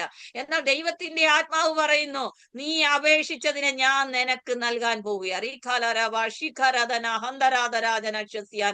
യേശുവിന്റെ അധികാരമുള്ള നാമത്തിൽ ആ കുടുംബത്തിലെ നന്മകൾക്കെതിരെ, അനുഗ്രഹങ്ങൾക്കെതിരെ ഉയർന്നു നിൽക്കുന്ന പൈശാചിക മണ്ഡലങ്ങളുടെ മേൽ യേശുവിന്റെ നാമത്തിൽ ജയം കൽപ്പിച്ച് പ്രാർത്ഥിക്കുക. ദൈവപ്രവൃത്തി ആ കുടുംബത്തിനകത്ത് വെളിപ്പെടട്ടെ. കൂടാരത്തിൽ ദൈവത്തിന്റെ പ്രവൃത്തി വെളിപ്പെടുവാൻ തടസ്സമായിരിക്കുന്ന ആ പൈശാചിക ബന്ധനത്തെ യേശുവിന്റെ അധികാരമുള്ള നാമത്തിൽ ഇപ്പോൾ പുറത്താക്കി ഞങ്ങൾ പ്രാർത്ഥിക്കുന്നു. ദൈവപ്രവൃത്തിയെ കുടുംബത്തിന്റെ മേൽ എന്റെ ദൈവം അയക്കുന്നതിനായി സ്തോത്രം ചെയ്യുന്നു. ചില അതിരുകളൊക്കെ വിശാലമാകുന്നതായിട്ട് ദൈവത്തിന്റെ ആത്മാവ് കാണുക. ദൈവസന്നിധാനത്തിൽ കണ്ണുനീരോടെ അപേക്ഷിക്കുന്ന ചില വിഷയങ്ങൾക്ക് ഈ ദിവസങ്ങൾ ഇതിന്റെ മറുപടിയുടെ ദിവസമാണെന്ന് ദൈവത്തിന്റെ ആത്മാവ് പറയുക. ഹല്ലേലൂയ. രക്തത്താൽ ജയം, അതിരിനെ വിശാലമാക്കി തരാമെന്ന് ദൈവം വാഗ്ദത്തം ചെയ്തിരിക്കുക. ഇനി ആവർത്തനം 15-ാം അധ്യായം 6-ാം വാക്യത്തിൽ ഒരു വാഗ്ദത്തം ഉണ്ട്. അവിടുത്തെ ഒരു വാഗ്ദത്തം എന്ന് പറയുന്നത്, നിന്റെ ദൈവമായ യഹോവ നിനക്ക് വാഗ്ദത്തം ചെയ്തതുപോലെ നിന്നെ അനുഗ്രഹിക്കും. അപ്പൊ നീ വായ്പ കൊടുക്കുന്നവരായിട്ട് ആർക്ക്? ജാതികൾക്ക്. വായ്പ കൊടുക്കുക, പലിശ വാങ്ങിക്കുക, അതൊന്നും ദൈവസന്നിധിയിൽ പറഞ്ഞിട്ടുള്ള കാര്യമില്ല. ഞാൻ അതൊന്നും അങ്ങ് വിടുക. അതായത് നമ്മൾ കടം വാങ്ങാതെ, നമ്മളൊക്കെ ഇപ്പം പല കാര്യങ്ങളിലും കടം വാങ്ങിക്കൊണ്ടിരിക്കും. ഞങ്ങൾക്ക് ഒരു വാഹന സംബന്ധമായ വിഷയത്തിൽ ലോണൊക്കെ ഉണ്ട് കേട്ടോ, കടമുണ്ട്. അപ്പൊ അതുകൊണ്ട് കടം നമ്മൾ വാങ്ങുകയല്ലേ. കടം വാങ്ങാതെ കടം അങ്ങോട്ട് കൊടുക്കത്തക്ക നിലകളുള്ള ചില അനുഗ്രഹങ്ങൾ വരാൻ പോവുകയാണ്. അത് ദൈവത്തിന്റെ വാഗ്ദത്തമാണ്. നമ്മൾ ദൈവസന്നിധി ചോദിച്ചു വാങ്ങണം. നിന്റെ ദൈവമായ യഹോവ നിനക്ക് വാഗ്ദത്തം ചെയ്തതുപോലെ നിന്നെ അനുഗ്രഹിക്കും. ദൈവം എന്തെല്ലാം വാഗ്ദത്തങ്ങളാ. ആവർത്തന പുസ്തകം 28-ാം അധ്യായത്തിൽ ദൈവത്തിന്റെ വചനം അനുസരിക്കുന്നവർക്ക് വേണ്ടി നീ പുറത്തു പോകുമ്പോൾ അനുഗ്രഹിക്കപ്പെടും, അകത്ത് വരുമ്പോൾ അനുഗ്രഹിക്കപ്പെടും, നിന്റെ മാവ് കുഴയ്ക്കുന്ന തൊട്ടിയും അതൊക്കെ അനുഗ്രഹിക്കപ്പെടും എന്നൊക്കെ നിങ്ങൾ വ്യക്തമായിട്ട് വായിച്ചു നോക്കണം. ഈ അനുഗ്രഹങ്ങളെല്ലാം വെച്ച് ദൈവസന്നിധി പ്രാർത്ഥിക്കണം. ഞാൻ ദൈവത്തെ അനുസരിക്കുന്ന വ്യക്തി ജീവിതമാണെങ്കിൽ എനിക്ക് ഈ അനുഗ്രഹങ്ങളെല്ലാം വരും എന്ന് പറഞ്ഞ് പ്രാർത്ഥിക്കാനിടയാകണം. ദൈവം അത്ഭുതം കണ്ടു. ഈ ബിൻസി ലിജോ എന്ന് പറഞ്ഞൊരു പൈതൽ ഇവിടെ ഇരിപ്പുണ്ടല്ലോ. ദൈവത്തിന്റെ ആത്മാവ് പറയുന്നു, ദൈവം ചില അനുഗ്രഹങ്ങളൊക്കെ നിനക്ക് തരാൻ വേണ്ടി ദൈവത്തിന്റെ ഒരു പ്രത്യേക പദ്ധതിയിൽ ചില അനുഗ്രഹങ്ങളൊക്കെ എഴുതി വെച്ചിരിക്കുക കേട്ടോ. ദൈവത്തിന്റെ ആത്മാവിനോട് ചോദിക്കണം, കർത്താവേ ഈ ദിവസങ്ങളിൽ എന്നെ നീ അനുഗ്രഹിക്കാമെന്ന് പലപ്പോഴും പറഞ്ഞിട്ടുണ്ട്. ഏത് വിധത്തിലുള്ള അനുഗ്രഹമാണ് നീ ആഗ്രഹിക്കുന്നതെന്ന് ദൈവസന്നിധിയിൽ നീ വ്യക്തമായി ചോദിച്ചോ. ദൈവം നിനക്ക് വേണ്ടി ചില അനുഗ്രഹങ്ങളെ നൽകാൻ പോകുന്നെന്ന് ദൈവാത്മാവ് പറയുന്നു. ആ പൈതന് വേണ്ടി നിങ്ങൾ എല്ലാവരും പ്രാർത്ഥിക്കണം ശക്തമായിട്ട്. കർത്താവ് അവളെ അനുഗ്രഹിക്കാൻ പോവുക, കർത്താവ് അവളെ പുറത്തു കൊണ്ടുവരാൻ പോവുക, കർത്താവ് അവളെ മാനിച്ചു കൊണ്ടുവരാൻ പോവുക. ശത്രുവായവൻ ഒരു കെണികളിലും അകപ്പെടുത്താതെ ആ മാന്യതകളെല്ലാം അവരുടെ ജീവിതത്തിൽ വെളിപ്പെടാൻ വേണ്ടി നമ്മൾ ഇന്ന് പകൽ അവർക്ക് വേണ്ടി പ്രാർത്ഥിക്കാൻ പോകും. യേശുവിന്റെ അധികാരമുള്ള നാമത്തിൽ ഈ പൈതനെ ഞങ്ങൾ അനുഗ്രഹിക്കുന്ന കർത്താവേ, ഈ പ്രിയപ്പെട്ടവരുടെ മേൽ ദൈവത്തിന്റെ അനുഗ്രഹം ചൊരിയണമേ. അങ്ങയുടെ ചില വാഗ്ദത്തങ്ങൾ ഇവിടെ ജീവിതത്തിൽ നിവർത്തിച്ചു വരട്ടെ കർത്താവേ. പലപ്പോഴും അനുഗ്രഹം കാണുമെന്ന് ഉറച്ചു വിശ്വസിക്കുക.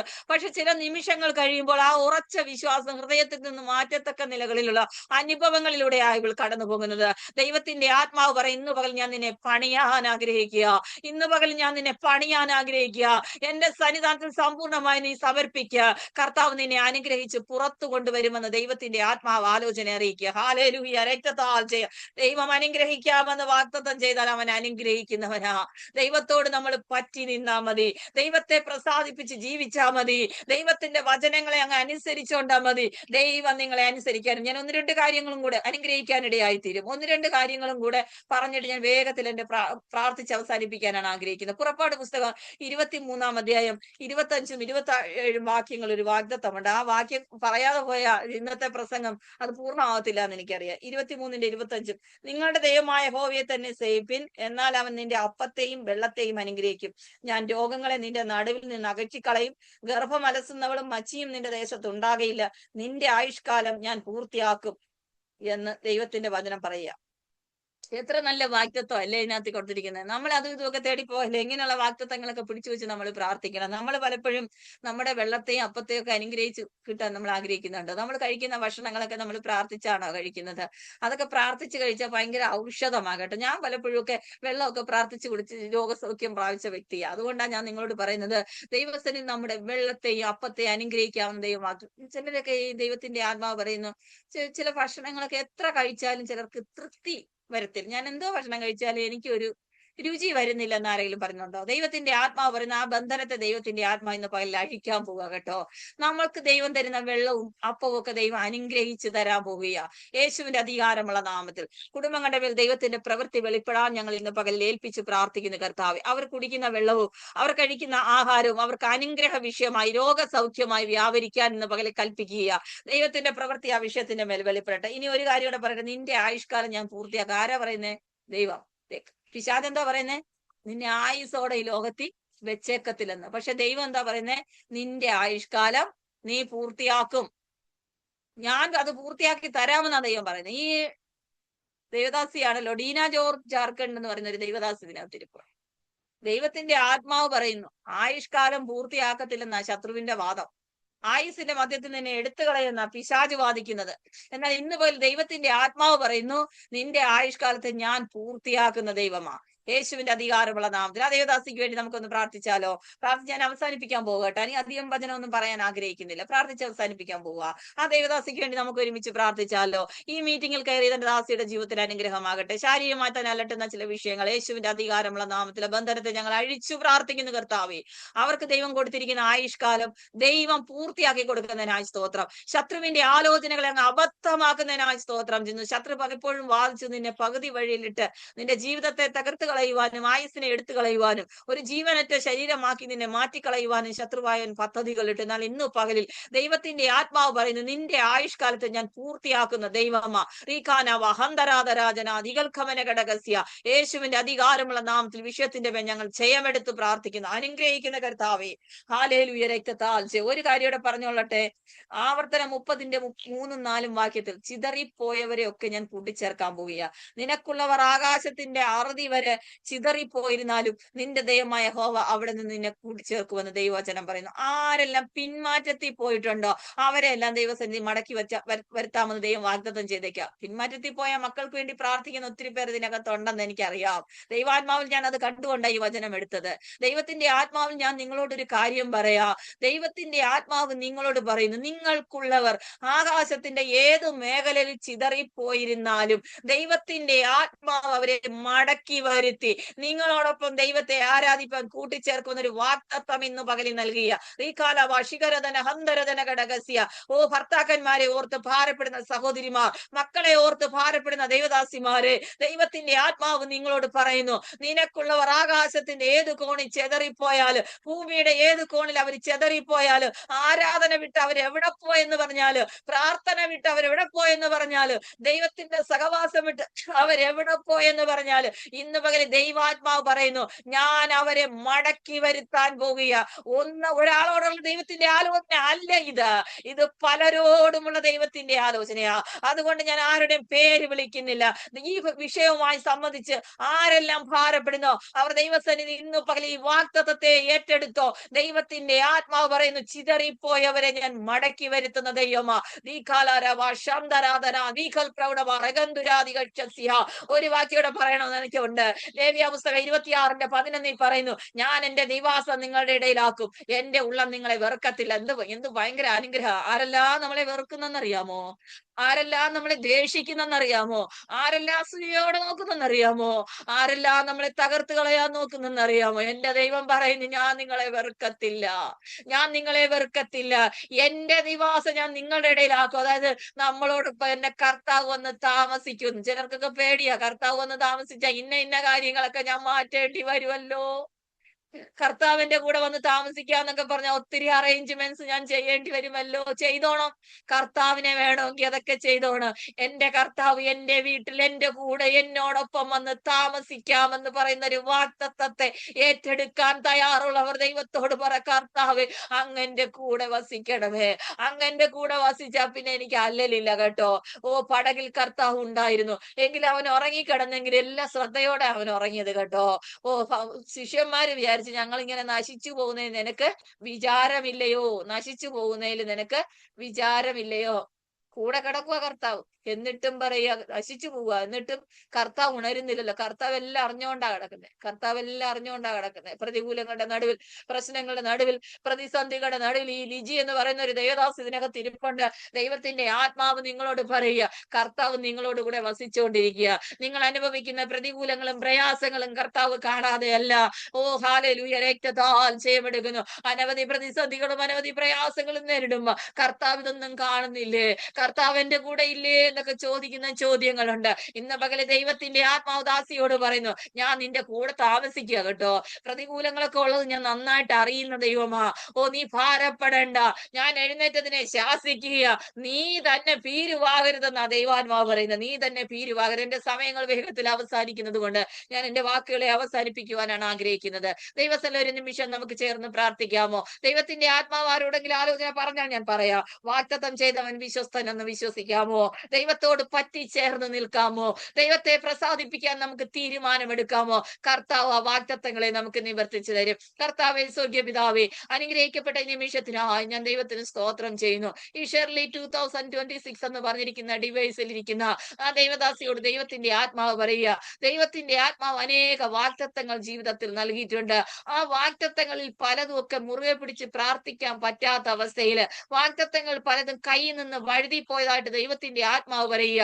ഈ ദിവസങ്ങൾ ദൈവസനിൽ ഉണർന്നിട്ട് കർത്താവിന്റെ ജീവിതത്തിൽ തന്ന വാഗ്ദത്തങ്ങൾ ഏതൊക്കെയാന്ന് നീ ഓർത്തെടുത്ത് ദൈവസന്നിധി കരയാൻ ദൈവാത്മാവ് പറയുക. അങ്ങനെയെങ്കിൽ നിനക്ക് വേണ്ടി ഈ ദിവസങ്ങളിൽ അത്ഭുതങ്ങളെ പ്രവർത്തിച്ച് നീ ആഗ്രഹിക്കുന്ന ചില തുറമുഖത്ത് നിന്നെ കുടുംബത്തെ കൊണ്ട് എത്തിക്കാൻ ദൈവത്തിന്റെ ആത്മാവിന് പദ്ധതി ഉണ്ടെന്ന് ദൈവാത്മാവ് പറയുക. ഹല്ലേലൂയ. രക്തത്താൽ ജയമെടുക്കുന്നു. കർത്താവ് ഞങ്ങൾ അങ്ങേ വാഴ്ത്തി സ്തുതിക്കുന്നു. ഈ അന്നമ്മ എന്ന് പറയുന്ന ദൈവദാസിയോട് ദൈവത്തിന്റെ ആത്മാവ് സംസാരിക്കുക. കർത്താവിന്റെ ആത്മാവ് പറയുന്നു, പ്രശ്നങ്ങളും ഭാരങ്ങളും കൊണ്ട് മനസ്സിന് സ്വസ്ഥതമാക്കാൻ കഴിയാതെ അസ്വസ്ഥതകളും ഭാരങ്ങളും കൊണ്ട് നിന്റെ ജീവിതത്തെ മൂടി പലപ്പോഴും മുന്നോട്ട് പോകുന്നുണ്ടെങ്കിലും, പലരുടെയും മുമ്പിൽ മുന്നോട്ട് പോകുന്നു എന്ന് പറയുന്നുണ്ടെങ്കിലും ഹൃദയത്തിനകത്ത് വലിയ ഭാരം ഇറക്കി വെക്കുവാൻ കഴിയാത്ത അവസ്ഥയിൽ തിങ്ങി നിൽക്കുന്നതായിട്ട് ദൈവത്തിന്റെ ആത്മാവ് കാണുക. ഇന്ന് പകൽ ദൈവാത്മാവ് പറയും, നിന്റെ മനസ്സിനെ സ്വസ്ഥമാക്കി കർത്താവ് തന്ന വാഗ്ദത്തങ്ങളെ ഏറ്റെടുത്ത് നീ പ്രാർത്ഥിച്ചോ. ദൈവത്തിന്റെ വലിയൊരു അത്ഭുതം നിന്റെ കുടുംബത്തിനകത്ത് വെളിപ്പെടുത്തുവാൻ ഞാൻ ആഗ്രഹിക്കുക. ബിനു അജു എന്ന് പറയുന്ന ദൈവദാസിയോട് ദൈവത്തിന്റെ ആത്മാവ് പറയുക, ശക്തമായ ദിവസങ്ങൾ ദൈവത്തിന്റെ ആത്മാവ് നിന്നെ കരങ്ങൾ എടുക്കുക. പ്രാർത്ഥനയുടെ ആത്മാവിനാൽ ഞാൻ നിന്നെ നിറയ്ക്കുക. കുടുംബത്തിനകത്ത് നീ പ്രാർത്ഥിക്കുമ്പോൾ ചില രാജ്യങ്ങളെ നിനക്ക് ദൈവം കൽപ്പിച്ചു തരും. ആ രാജ്യങ്ങളെ ഓർത്തൊക്കെ പ്രാർത്ഥിച്ച് ജയമെടുക്കാൻ ദൈവത്തിന്റെ ആത്മാവ് പറയുക. ആത്മീയ ശുശ്രൂഷയുടെ മുമ്പിൽ വലിയൊരു ഉണർവ് ദൈവം വ്യാപരിപ്പിക്കാൻ ആഗ്രഹിക്കുക. ദൈവത്തിന്റെ അത്ഭുത പ്രവൃത്തികൾക്കായി നന്ദിയോടെ സ്തോത്രം ചെയ്യുന്നു. നിങ്ങളുടെ കരങ്ങളിൽ ഞങ്ങളെ സമ്പൂർണ്ണമായി സമർപ്പിക്കുന്നു. ഈ മീറ്റിങ്ങിനെ കർത്താവ് അനുഗ്രഹിച്ച സ്തോത്ര. സുനിൽ ആന്റിക്കായി പ്രാർത്ഥിക്കുന്നു. കുടുംബത്തെ ഞങ്ങൾ അനുഗ്രഹിച്ച് പ്രാർത്ഥിക്കുന്നു. തലമുറകളെ ഞങ്ങൾ കർത്താവേ, തലങ്ങും വിലങ്ങും താവേ ജീവിതത്തിൽ മുന്നോട്ട് പോകാൻ കഴിയാതെ തലമുറകളെ ഒതുക്കുന്ന അന്ധകാര മണ്ഡലങ്ങളുടെ യേശുവിന്റെ അധികാരമുള്ള നാമത്തിൽ ഞങ്ങൾ ജയം കൽപ്പിച്ച് പ്രാർത്ഥിക്കുന്നു. ഇന്ന് രാത്രിയിലും ഞങ്ങൾ ജയം ഏറ്റെടുക്കുന്നു കർത്താവേ. എല്ലാവരും ഞങ്ങൾ അനുഗ്രഹിച്ച് പ്രാർത്ഥിക്കുന്നു. പ്രാർത്ഥന കേട്ടതിനായി സ്തോത്രം യേശുവിൻ നാമത്തിൽ തന്നെ. ആമേൻ ആമേൻ. ഇത്രയും സമയം എനിക്ക് അനുവദിച്ചു